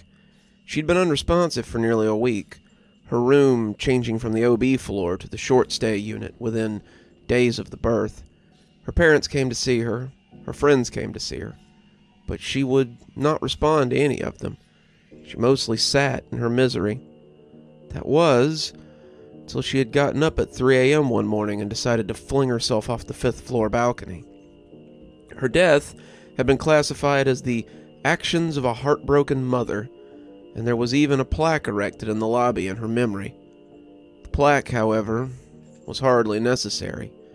Barbara repeated her show every night at 3:18 for whoever just happened to be in the lobby. All kinds of staff had claimed to have seen her, but they say it was something you didn't quite believe until you saw it for yourself. "It's pretty awful," said David, munching his hash browns and giving a little shudder. "Wait," I asked, "do you mean all of you have seen this girl?" "Yup," David said. "Couple of times," said Carl.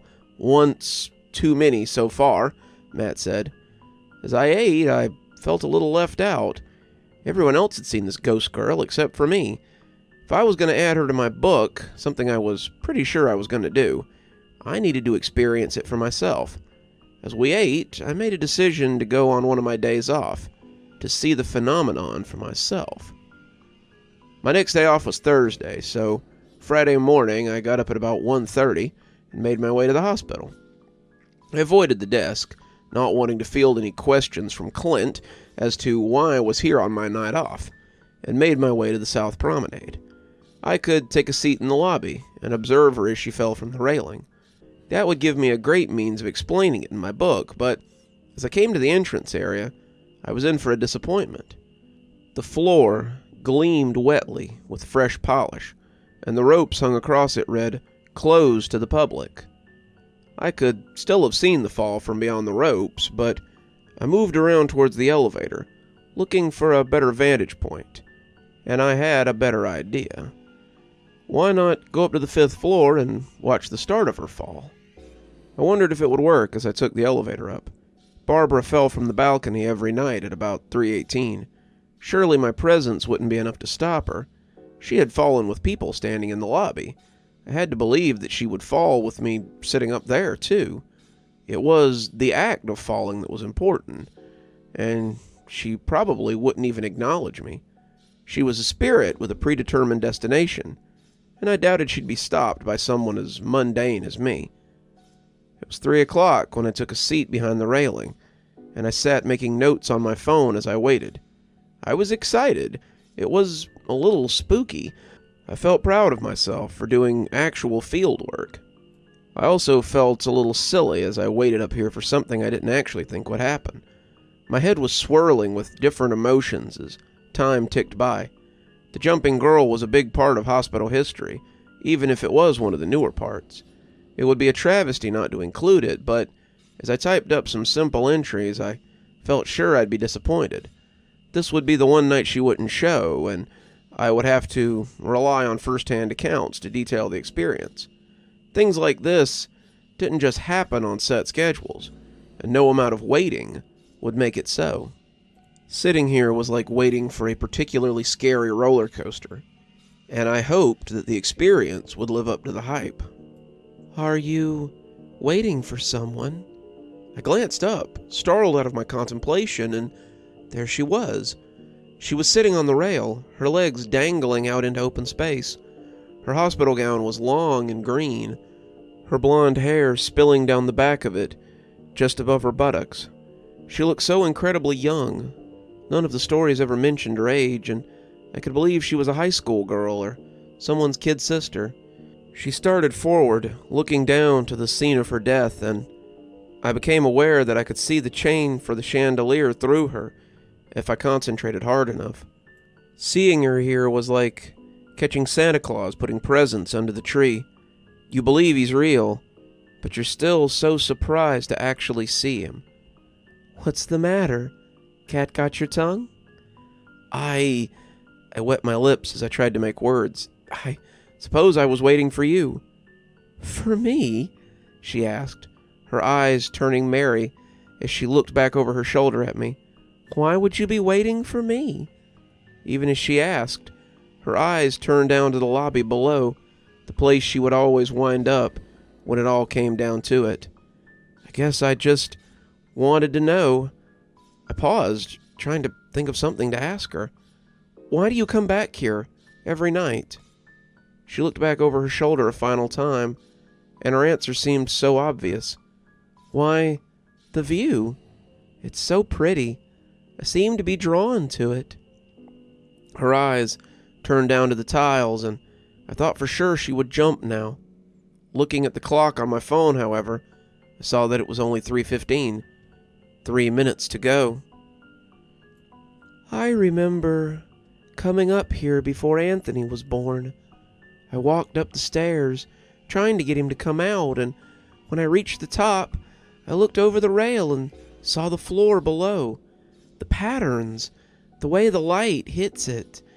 It's like a dream. I think I came up here so I could see Anthony again. Like maybe he'd be waiting for me down there in those tiles and lights. 3:16. 2 minutes left. I wanted to show him those lights and those tiles so badly, but now he'll never see them. He's gone beyond them, beyond me, and I'll never get to hold my baby boy and show him there's beauty in the world. 3:17. 1 minute and counting. I got up and took a step towards her, wanting to stop her. I wanted to pull her back. I wanted to show her that there could be life after her son, but I was too late for that. She'd jump either way, would have jumped 5 years ago, no matter what I did, and the realization stopped me. I was stuck, trapped about 5 feet from her, and about 5 years too late to help her. That's when she pushed off from the railing. I thought she might simply fly away for a moment. Her gown fluttered behind her, her hair bouncing in the sudden breeze, before she fell like a stone and went screaming all the way down. I ran to the rail, but it was too late. I was saved from the show that Matt had witnessed and found only an empty lobby below. I stood there for a long time, trying to make sense of it all. The lights and the tiles twinkled merrily, and I had to admit she was right. It was a very pretty view. As I headed for the elevator that would take me back to my car, I knew she would continue to return here, again and again and again. Cashmere Hospital traps its flies, both living and dead, and if we're lucky, it only lets us die once. If we aren't, well, come to the South Promenade lobby at 3:18 if you want to see how that goes. Sometimes it's better to be dead than in whatever hell has trapped poor Barbara.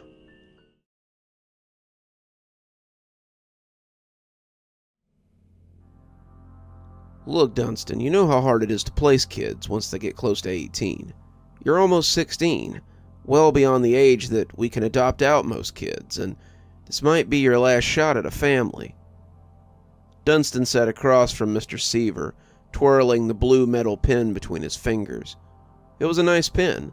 The metal was smooth between his digits, and the click when he hit the bottom was satisfying. He'd found it on the ground outside the halfway house, the place they sent you when you got too old for the orphanage, and it was little more than a grungy hostel full of sullen youths. It had once belonged to a man who sold insurance, a man who was either named Sam or Stan. Sam or Stan had been killed in the desert outside of El Paso, and his killer had taken the pen with him as a trophy. He'd been spinning it between his fingers too when he dropped it out the window, and never came back for it. It was a very interesting pen, a pen with good secrets. Dunstan had a lot of things like this in his shoebox in his room. He had a comb from a girl who'd been adopted that showed flashes of a foster home that she'd been in before. He had a marble that had belonged to a man who'd grown up to be a child molester before someone split his skull open with a shovel. He had a business card for an adulterer who cheated on his wife with most of his clients. He had a little china doll that had once... Dunstan, are you paying attention to what I'm saying? Yeah, of course, Dunstan said. But they both knew that he wasn't really hearing him. Dunstan had been diagnosed with ADHD from a young age, but what he really had was a case of too much stuff rattling around in his head. It did that. It rattled around like the change in the ashtray until he wrote it all out and got it out of there. He had a notebook full of stories about people who had owned the items before him, and sometimes he would just touch something and write a whole novel about them. It really made him anxious having all that up there, but getting it out was like scratching an itch or finally picking up a scab to find new, fresh skin beneath it. Dunstan wasn't a perfect candidate for automatic writing, but he was pretty close. "I need you to be serious about this, Dun," said Mr. Seaver. "When I say this could be your last chance, I'm not being hyperbolic. Don't you want to live somewhere other than this hellhole? Surely you don't enjoy living in this place." Dunstan shrugged. "What's not to love? Get a warm bed, 3 hot meals, and entertainment whenever I want it." The group home was good for entertainment, that was for sure. Every night someone was fighting, someone was screaming at someone else, or someone was holding their own personal court over whatever was going on in the bunkhouse. Dunstan tended to stay out of such things, having his own problems to handle, but it was fun to watch, nonetheless. He watched more than a few people brought before the judge to be sentenced of anything from theft to slander. The dorm was a lot like Lord of the Flies. Once you got past the front door, the kids were in charge of themselves. "Surely you'd prefer somewhere quiet, somewhere less crazy. You'll have to leave in a few years when you age out anyway. Why not find a place for yourself where you can get your legs under you?" Dunstan blew air out of his nose as he watched the businessman get shot in the desert again. It wasn't that he didn't want a place to live or a loving family to care for him, but none of the families that wanted him were interested in any of that. Dunstan had been adopted one time when he was 6, and the experience had been so bad that he'd never made a mistake like that again. The family had been nice. The father looked like one of those suit and tie guys you saw in the sitcoms, and the mother had smiled so big as she glided along in her sundress. They had told him about all the fun things they would do, and how they would buy him toys and feed him good food, and Dunstan had been so overcome with all the promises that he had forgotten his system. He had agreed to go without a handshake, something he had done since he realized at 5 that the visions he saw from touching things were more than his imagination. They had taken him that day, paperwork signed, money changing hands, and he had climbed into their car without a second glance.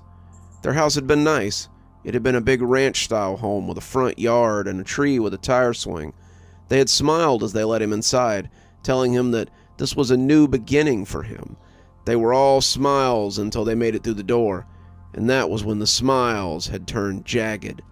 The basement they had made him live in had not been so nice. Dunstan had been treated like little better than a dog, and they kept him there for 5 months while they cashed his checks. He'd probably still be in that basement if they hadn't gone on vacation and left Dunstan alone to wedge a window open. He'd escaped and ran back to the only place he knew, the orphanage. Mr. Seaver had filed a police report, but he knew that they'd never caught the bastards. After that, Dunstan began every interview for potential parents with a handshake. Handshakes showed him exactly what he could expect. So far, in the 10 years since that disastrous adoption, he had shaken the hands of 2 pedophiles, a sadist, someone with 3 other adopted kids that intended to make them clean the house and handle the day-to-day operations while they sat around and did nothing, and a pair of super religious folks who would accept nothing less than total submission to their religion and their rules. Dunstan couldn't say that any of this was a surprise. He was older, male, and had been in the system since his mother had dropped him off at the fire station when he was born. It was hard to find a home when you weren't cute anymore. "I'll meet them, Mr. S., but I ain't making no promises." Mr. Seaver spread his hands, looking tired in his rumpled suit. "That's all I ask, Dunstan." Dunstan grabbed his bag, sliding out of the chair as he stood to go. "I've got some algebra to finish up, Mr. S. When are these guys coming to meet me?" "Tomorrow morning," Mr. Seaver said, turning back to the stack of folders on his desk. "Make sure you wear something nice. Make a good first impression." Sure, Dunstan said, not really caring what might be clean in his closet. They would turn out to be just like all the rest. They always turned him down in the end. The cell phone in the cup holder of the panel van vibrated, rousing Wheeler mid-snore. Janice was snoring softly in the seat beside him, and as he grabbed the phone, she came awake with a shake and a snort. Wheeler could have clouted her. They had agreed to nap in shifts, and they were still early into her 4-hour shift. "Wheeler here. Go ahead, HQ." "Good to see you're awake, Agent Wheeler," came the voice of Security Chief Radley. Wheeler sat up a little straighter. He hated when the spooky old man did stuff like this. "Yes, sir. Agent Janice and I are just... There's been a change of plans. I want you to return to your hotel for now." "You want us to stop observation on the kid?" "Listen closely and don't speak until I'm done." Wheeler blinked owlishly as the old corpse laid out the plan. It was solid, a good plan, and when Wheeler hung the phone up, he turned the van on as he pulled out of the parking lot. They had been sitting in the parking lot of the for-rent space that still smelled of pizza for about 8 days straight, just waiting for the right moment to take this kid. It appeared, though, that they wouldn't need it. Janice snorted awake as they left, looking at Wheeler as he dumped the phone back into the cup holder. "Was that the boss?" Janice asked, opening the fold-out mirror so she could fix her hair. "Yup. Did you bring anything you could wear to church?" Wheeler asked. Janice scrunched her face. "Not really. Jeans and casual tops, mostly." Wheeler nodded. "That's what I was afraid of."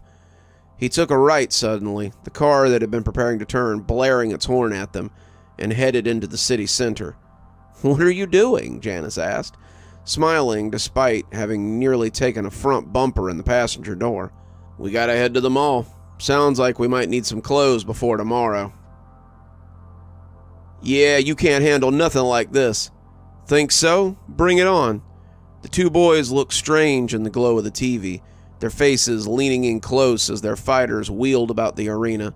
The click and clack of the controller was constant, the two turning and twisting as they pummeled the other with a combination of kicks and punches. On the screen, a young girl with a sword and a shield did battle with a hulking armored figure with a huge sword. The girl was quick, but not quick enough to avoid the slashes of the armored behemoth. She twisted and turned, raining blows on the swordsman, but when he hit her vertically and threw her out of the ring, the angry sound of plastic hitting the floor was followed by a loud cry of rage. "Damn it, Ham! I almost had you that time!" Darius yelled. Hamilton sat back, the boy nearly as large as the hulking swordsman on the screen. "Not a chance, Darius. I had you right where I wanted you from the very start." Dunstan watched it all with detached amusement, the fight between these two something of a daily occurrence. Hamilton was a long-timer, like Dunstan, and Darius had been here for about 6 years. They had fallen in together because they were all at that age where they would have to pack their crap and seek other prospects soon, and Dunstan could think of worse roommates than these two. That was something that was still 2 years away, though, providing none of them got adopted before then. Adoption seemed like a pipe dream to these kids, a dream that was often unfulfilled. "Darius," came a voice from the corridor, and all three of them looked up to see Mary looking into the TV room. "You break that controller, and you owe the house a new one." Yeah, Darius said, turning back to the game before noticing that Hamilton hadn't started playing again. One look back at Mary was enough to let him know that she didn't like being yeah-yahed. "Yes, ma'am. Sorry, Mary." Mary gave him another 5 seconds of ice before moving on. "She thinks just because she's 18 she can boss us around," Darius said, setting the controller on the TV stand. "Nah," Hamilton corrected. "She bosses us around because she knows we'll let her." Dunstan nodded, the chips making crunching sounds as he chewed. Mary wasn't just an old-timer like Dunstan and Ham. Mary had been born here. Her mother had been living here when she gave birth to Mary, and when she left suddenly a few days afterward, Mary had gone into the system. She'd been running these halls for years, well before she should have, and when she left at the end of the school year, it would truly be the end of an era. There would be a new judge holding court this time next year, and Mary would find out what it was like to catch some ice from people who were bigger than her.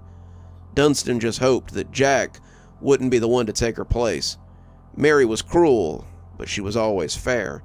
Jack was just a sadist, an egomaniac who wanted power just to have it. Suddenly, adoption wasn't looking so bad.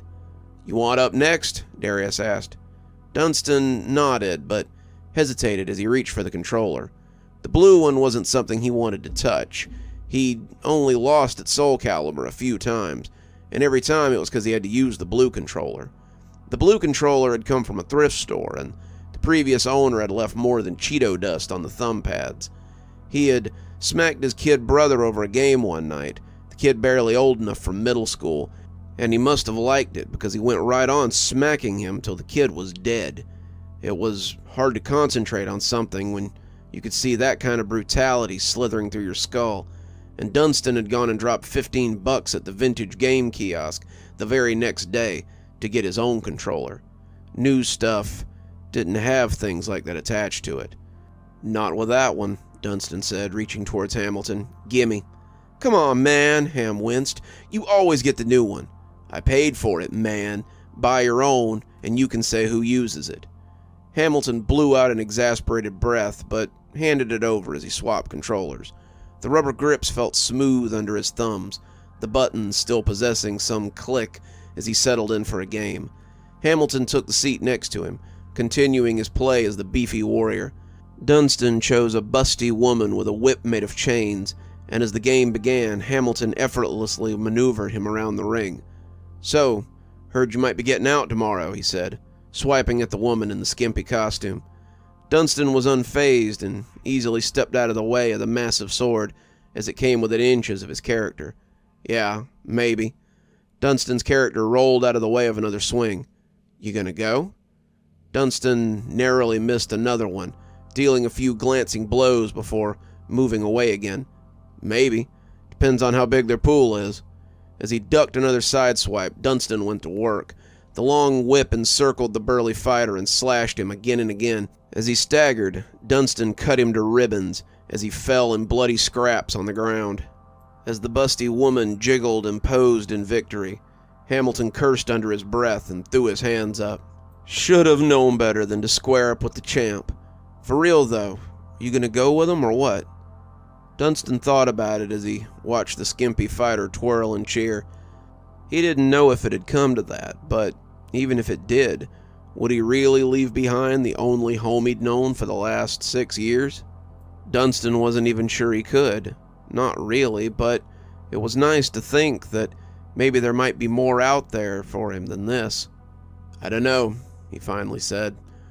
How could he explain these things to guys like Darius and Hamilton? Hamilton had never even had an offer for adoption. Darius had been fostered twice and dropped off by both families a month later. Neither of them had been considered for 2 years. It had been about 2 years since Dunstan had any interest either, and Mr. S was right when he said that this could be his last chance. If he didn't get into a family now, he would have to consign himself to either being alone or building his own. "Well," Hamilton said, throwing an arm around him as he gave him a little hug, "I'll miss you, man. It'll be quiet around here without you." Dunstan smiled, but shrugged out of the awkward hug. "Come on, man. I'm not gone yet. Who's to say I'll go anyway? Maybe they'll be weirdos or something." "Shit, we know you just hate that," Hamilton said, casting a nervous glance to the hallway outside the TV room. Mary liked to lurk sometimes, and cussing was likely to earn you a smack upside the head. Dunstan laughed, picking up the controller and asking Darius if he wanted a crack at the champ. An hour and several undefeated matches later, Delilah and Grace wandered in and asked if they could watch cartoons on the TV. Hamilton and Darius were getting tired of losing by that point and surrendered the old fuzzy set along with the sagging couch to the girls. The couch looked like something you'd find in an old person's house. but the kids in the system didn't usually get nice things. The couch, the TV, the PS2, it was all from Goodwill, just like the clothes they wore. The city had been cutting budgets, as Mr. S liked to say, and belts were tightening all around. Any tighter around here, Dunstan thought, and they'd have to tuck their pants into their rib cages. "Want to go shoot some hoops?" Darius asked. "Sounds like a plan," Hamilton said, but Dunstan shook his head. "Nah, I got homework I need to finish. I better get that algebra done just in case I have to turn it in tomorrow." Hamilton offered him a fist bump, Darius following suit, and Dunstan obliged before saying he'd see them later.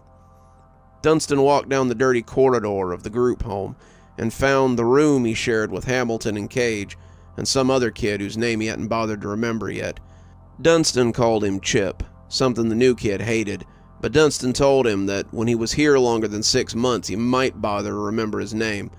The kid always looked hurt when he said it, but Dunstan had been here long enough to know that there were two kinds of kids in the group home, short-timers and long-timers. Unless, like Mary kept threatening to do, you went into social work after you aged out and came to work here. Dunstan supposed that would make her a lifer. He sat on the bottom bunk and pulled out his algebra book. He got some swirls from the former owner, kids sitting in desks similar to the ones that he took up residence in 6 hours a day, but the book had passed too many hands to really get a good impression. It hadn't been loved, hadn't been hated, and no one had killed anyone with it so far as he could imagine, so it was little more than background static. A minus 6 times parentheses 5 plus 7 equals 40. Solve for A. Dunstan hated problems like this. Why did math have to have letters in it? Letters were for books and words, and numbers were for math. That was how it had always been, right up until last year. Now every math problem looked like a damn novel, and Dunstan hated it. He worked his way through the steps, the problem turning out to be not that hard, but the next one took him some time, with its multivariable answer. He heard them call for dinner, but Dunstan wasn't really feeling hungry. Despite trying to play it cool, he was nervous about tomorrow. With any luck, he would turn them down and be at school before second period. With any luck, he thought, he'd be packed and heading to their place before Darius and Hamilton got out of school. Dunstan hated goodbyes more than he hated algebra, and that was saying something. "Hey, Dun, you're gonna miss chow." Dunstan looked up to see Mary looking in on him, her face less severe than it had been earlier. Mary was strict, but she was a good person, and Dunstan would be a little sad to see her go when she aged out. He'd be lying if he said he didn't have a little crush on her for a while now. Most of the boys in the house did, but mostly he would miss her motherliness. He had read Peter Pan for a book report once, the classics about all the house library had to offer, and he always equated Mary with Wendy somehow. Mary was the mother to the lost boys that lived here. Mary was the mother, wife, sister, and the disciplinarian to the kids at the group home. And without her, who knew how this place would run? "I'm okay. I got some homework I need to finish before I turn in." He thought she would leave him then, but he could feel her staring at him as he tried to get back to his work. "Are you nervous about tomorrow?" she finally asked. Dunstan started to feed her the same line he'd given to Hamilton, but found that he couldn't. He could play it cool with his friends, but not with Mary. "A little." "Want to talk about it?" she asked, coming to sit on the bed beside him. He could smell her perfume as she came into his space, and he tried not to be creepy. "I don't know if I want to be adopted anymore." Mary laughed. "Then, sugar, you're in the wrong place." I know, Dunstan said. "Everyone wants to be adopted, but..." He tried to put it into words, but kept coming up with nothing. "You're afraid that they'll just hurt you again, like the family did when you were young," Mary said. "I'm afraid that being hurt is what I deserve at this point for getting my hopes up," Dunstan said, and the tears that came sliding out were far from showy. He was suddenly enveloped by her, Mary pulling him against her as the two embraced. She smelled like fruit, like spice, and her hair was soft when it touched his cheek. He thought she might be crying too, just a little, and when she pulled back to look him in the eye, Dunstan felt a warm pang for the woman he had never known, a woman who hadn't wanted him, but still thought enough to leave him somewhere that he'd be taken care of. Dunstan, you're a fine young man, and you deserve to be loved. I can't promise that this family is going to be the end of your search, but do me a favor and give them a chance. I know how hard it is to wonder if you're worthy of love, worthy of a family. We all deserve that chance, though. Some of us just aren't lucky enough to get it." She slid back a little, wiping her eyes as Dunstan tried not to notice. He wanted to pull her back to him.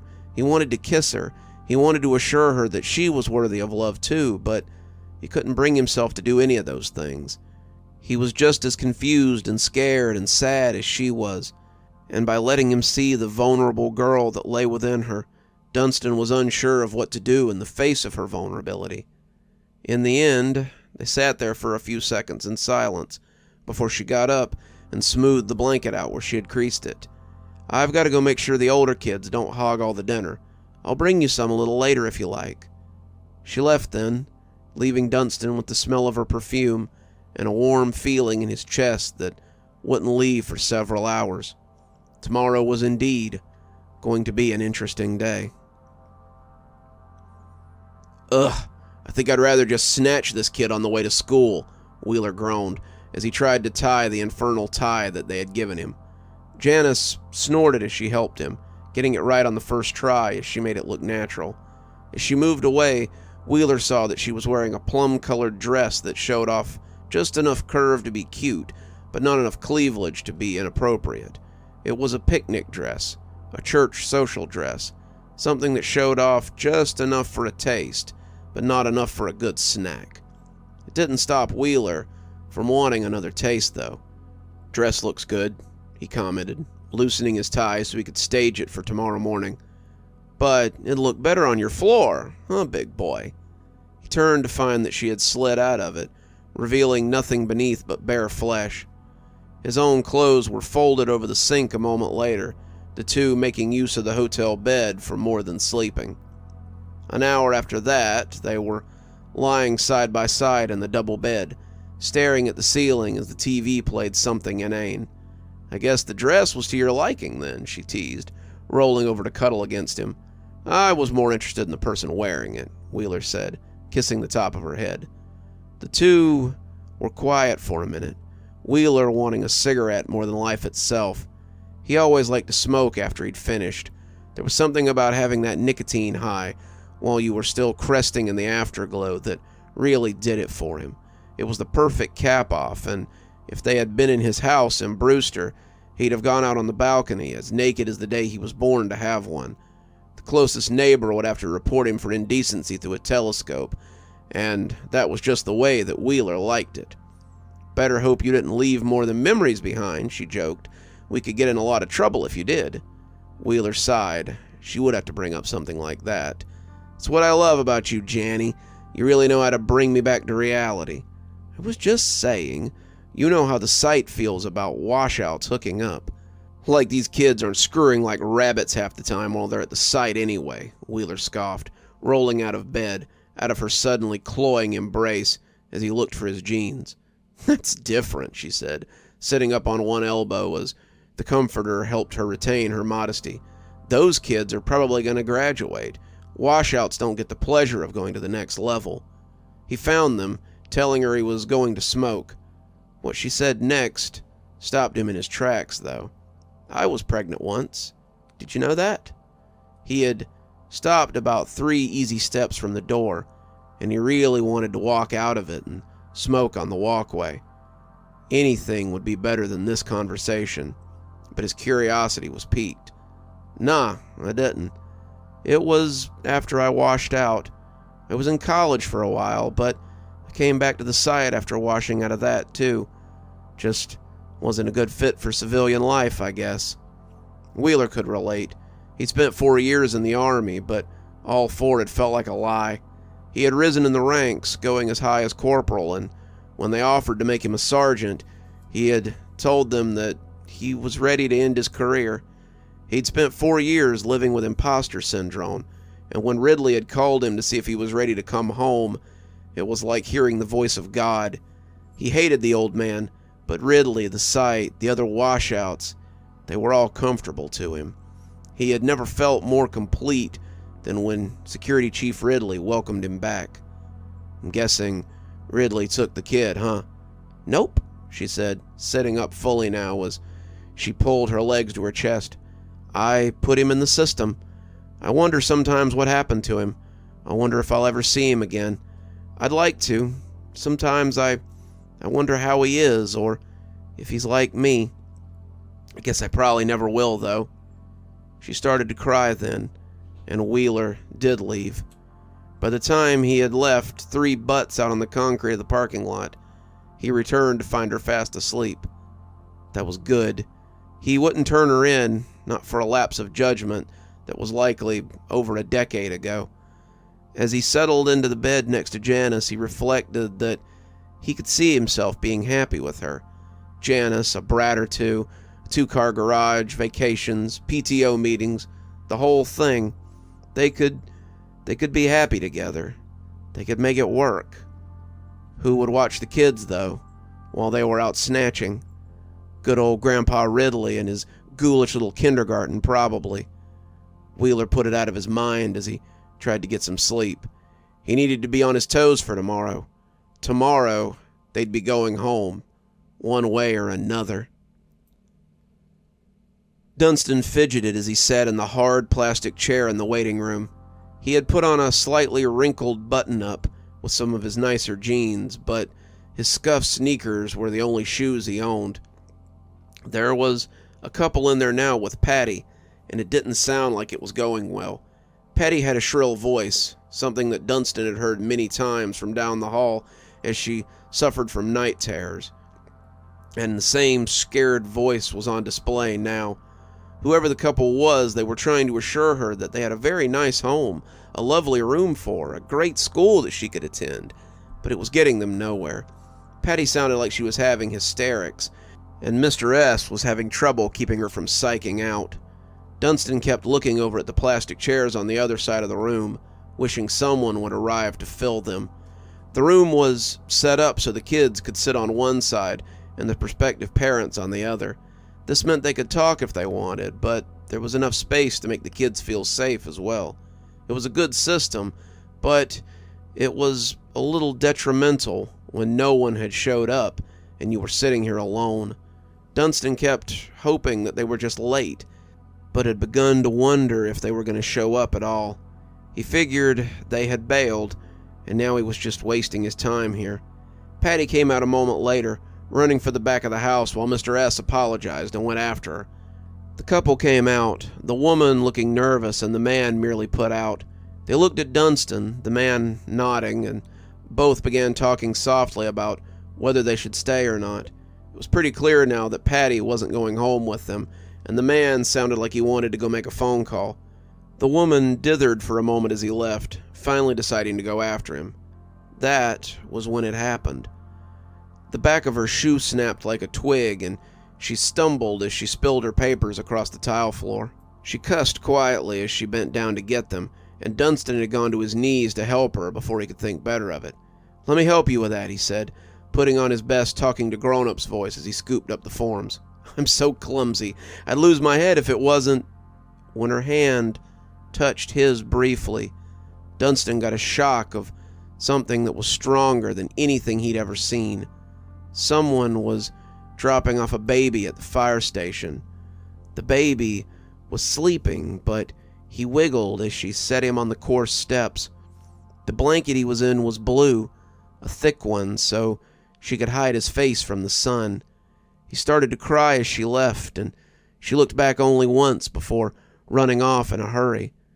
When Dunstan stopped shaking, the woman was holding him, asking if he was okay. "Mom," Dunstan breathed, looking at her with odd certainty. "Mom! Mom! Mom!" The woman seemed confused, her face hopeful, but her mind rebelling against the idea. "No, I'm not your mother. I don't even... You dropped me off on the fire station steps. You wrapped me in a blanket, a blue one.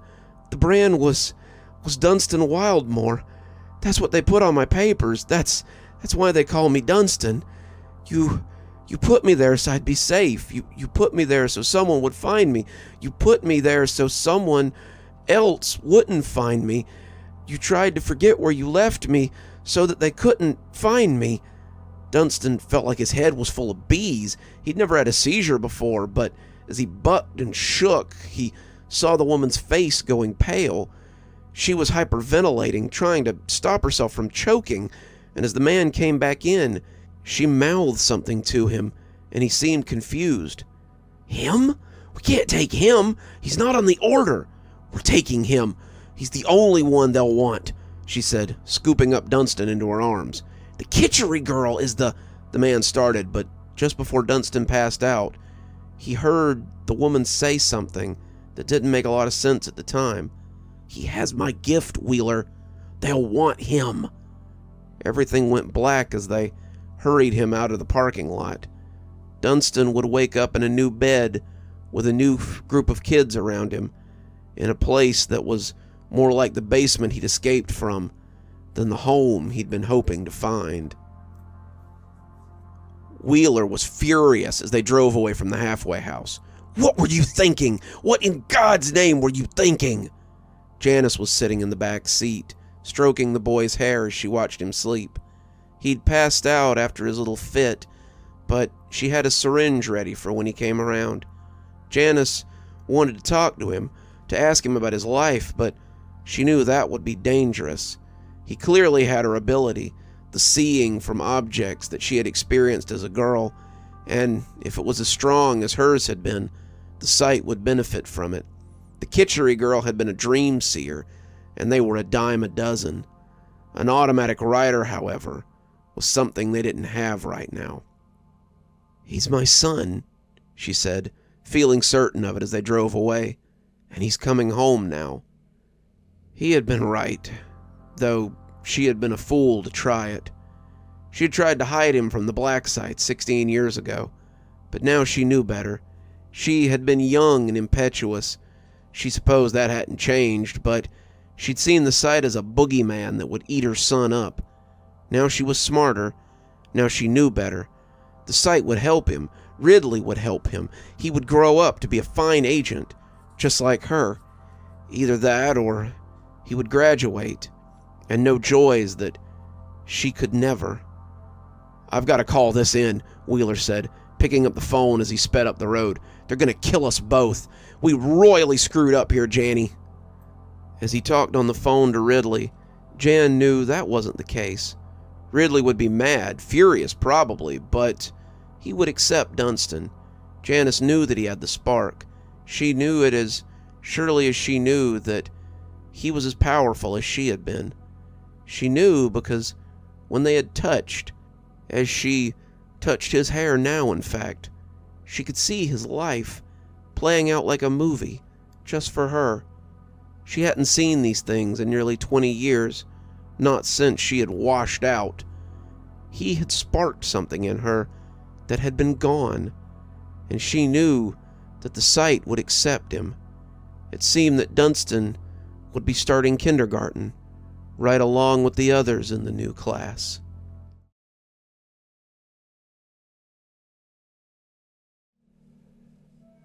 It was a hike that we would never forget, though we wished we could.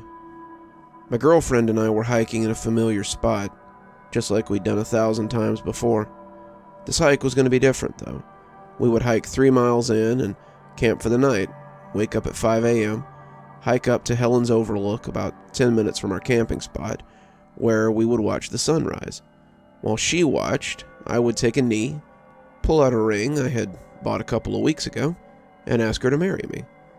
It was all so meticulously planned that I hadn't taken something into account, something no one could have planned for. We parked in the lot at the base of the trail. I'd hiked this trail and camped in these woods for years, and it seemed like a great place to bring my girlfriend after we got together. We'd been together for about 3 years, but it had been 8 months since we'd last been up here. We had meant to go at the start of spring, the changing seasons being our favorite time to be outdoors, but life had made it difficult, and we were excited to get back up here after a long hiatus. We grabbed our packs and headed into the woods, following the trail that would take us to the spot where we meant to camp. Technically, the Park Service frowns on people camping near the state trails. That being said, the spot where we meant to camp was off the trail and into the woods a bit. A ranger could still wander up and tell us to leave, but I sort of doubted it. I had only been asked to leave once the whole time I'd been camping here, and that was on an occasion when my brother and I had built our fire a little too high. We were smarter now, and we hadn't been discovered since then. "Sure is pretty," my girlfriend said, adjusting the straps on her pack as we walked. "Yeah," I agreed, looking at her more than anything. I slid my fingers over the velvety top of the ring box as we walked. I couldn't wait to give it to her, to see her surprise as I hit one knee and see her tearful delight as she accepted. It never crossed my mind that she wouldn't. We would get married in the spring next year and come out here camping for our honeymoon as well, so we could visit the spot again. Sometimes, however, God loves to laugh at our plans. It started with spiders. More specifically, it started with me running face first into a spider web. It had been hung across the trail, and the little builders fled as I slapped at the remains that clung to my face. I checked myself to make sure it hadn't fallen onto me, and when I was certain it was gone, I shivered as we set off again. From there, my girlfriend and I found ourselves dodging webs pretty often. They were just little spiders for the most part, but as they clustered together, the webs became more annoying. My girlfriend shrieked as one clung to her hair, and as I helped her check for stowaways, I couldn't help but feel crawly. I'd seen spiders in the woods before. They lived here too, after all, but never like this. I had expected that some of the late-season snows would have gotten them, but they were here despite it all. We followed the trail, dodging spiders and looking for landmarks until my girlfriend finally said she had to pee. "I'm just gonna walk over this way. Keep an eye out for other hikers?" I told her I would, and she stepped off into the woods to do her business. When she screamed a few minutes later, I ran into the woods expecting to find a bear or a coyote or something. Instead, I found my girlfriend leaning against a tree, shaking as she pointed to something strange hanging from the tree. It looked like a cocoon, but it was practically throbbing with spiders. I had once seen a wasp's nest hanging in the woods, the big papery-looking ones, and that was what it looked like more than anything. It was hanging from a nearby tree from the thick strands of silk, but I could see something rougher wrapped around the limb, too. The spiders were scuttling all over it, and watching it made me a little bit sick. Sorry, I'm incapable of doing it justice, but there were more spiders on this cocoon or egg sac or whatever it was than I'd ever seen. They had spun webs all over the trees and the canopy, and they just kept spinning as they attempted to encase the little clearing in silk. This was their sanctuary, and they meant to keep it safe from people like us. "What the hell is it?" my girlfriend whispered. "What the hell is that thing?" I didn't know. I told her as much. As little as I wanted to get closer to it, I couldn't help but slink in as my curiosity tried to get the better of me. The closer I got, the less it looked like a wasp nest, and the more it looked like cotton candy. I know what that sounds like, but it was almost translucent, and as I stared, I could see something inside. It was nondescript, like something seen through a dirty window, but there was definitely something inside that webby bundle. I had to stop myself from sticking my hand out to touch it, and that was when I saw something else that drew my attention. I would have completely missed it if I hadn't gotten so close, but now I could see the corner of something purple. It was underneath the spider cocoon, and a few more months would have seen the bundle get big enough to cover it too as it came to the ground. Something translucent covered it, and I looked at the bottom of the mass as I reached out a shaky hand to grab for the thing. "What are you doing?" my girlfriend asked breathlessly, but I ignored her. My hand came shakily into contact with the thing, and it was a plastic Ziploc bag. As I lifted it up, however, the back of my hand brushed something on the bottom of the cocoon. I grimaced as something wet slid down my hand, and as I saw something black and stiff fall to the leaves. I gasped and backpedaled towards my girlfriend. As the sun shone behind the thing, I finally got a good look at what lay inside, and my suspicions were confirmed. "We gotta go," I said, helping her up. "We have to call the ranger service right now." "What is it?" she asked, but I didn't want to tell her until I was sure. We went back to the car and I called the rangers. In the meantime, I looked in the bag I'd been clutching the whole way down the trail. It was a purple notebook, the kind you could get at Dollar General for a couple of bucks, and inside was someone's journal. Her name must have been Lisa because she signed all of her entries with it.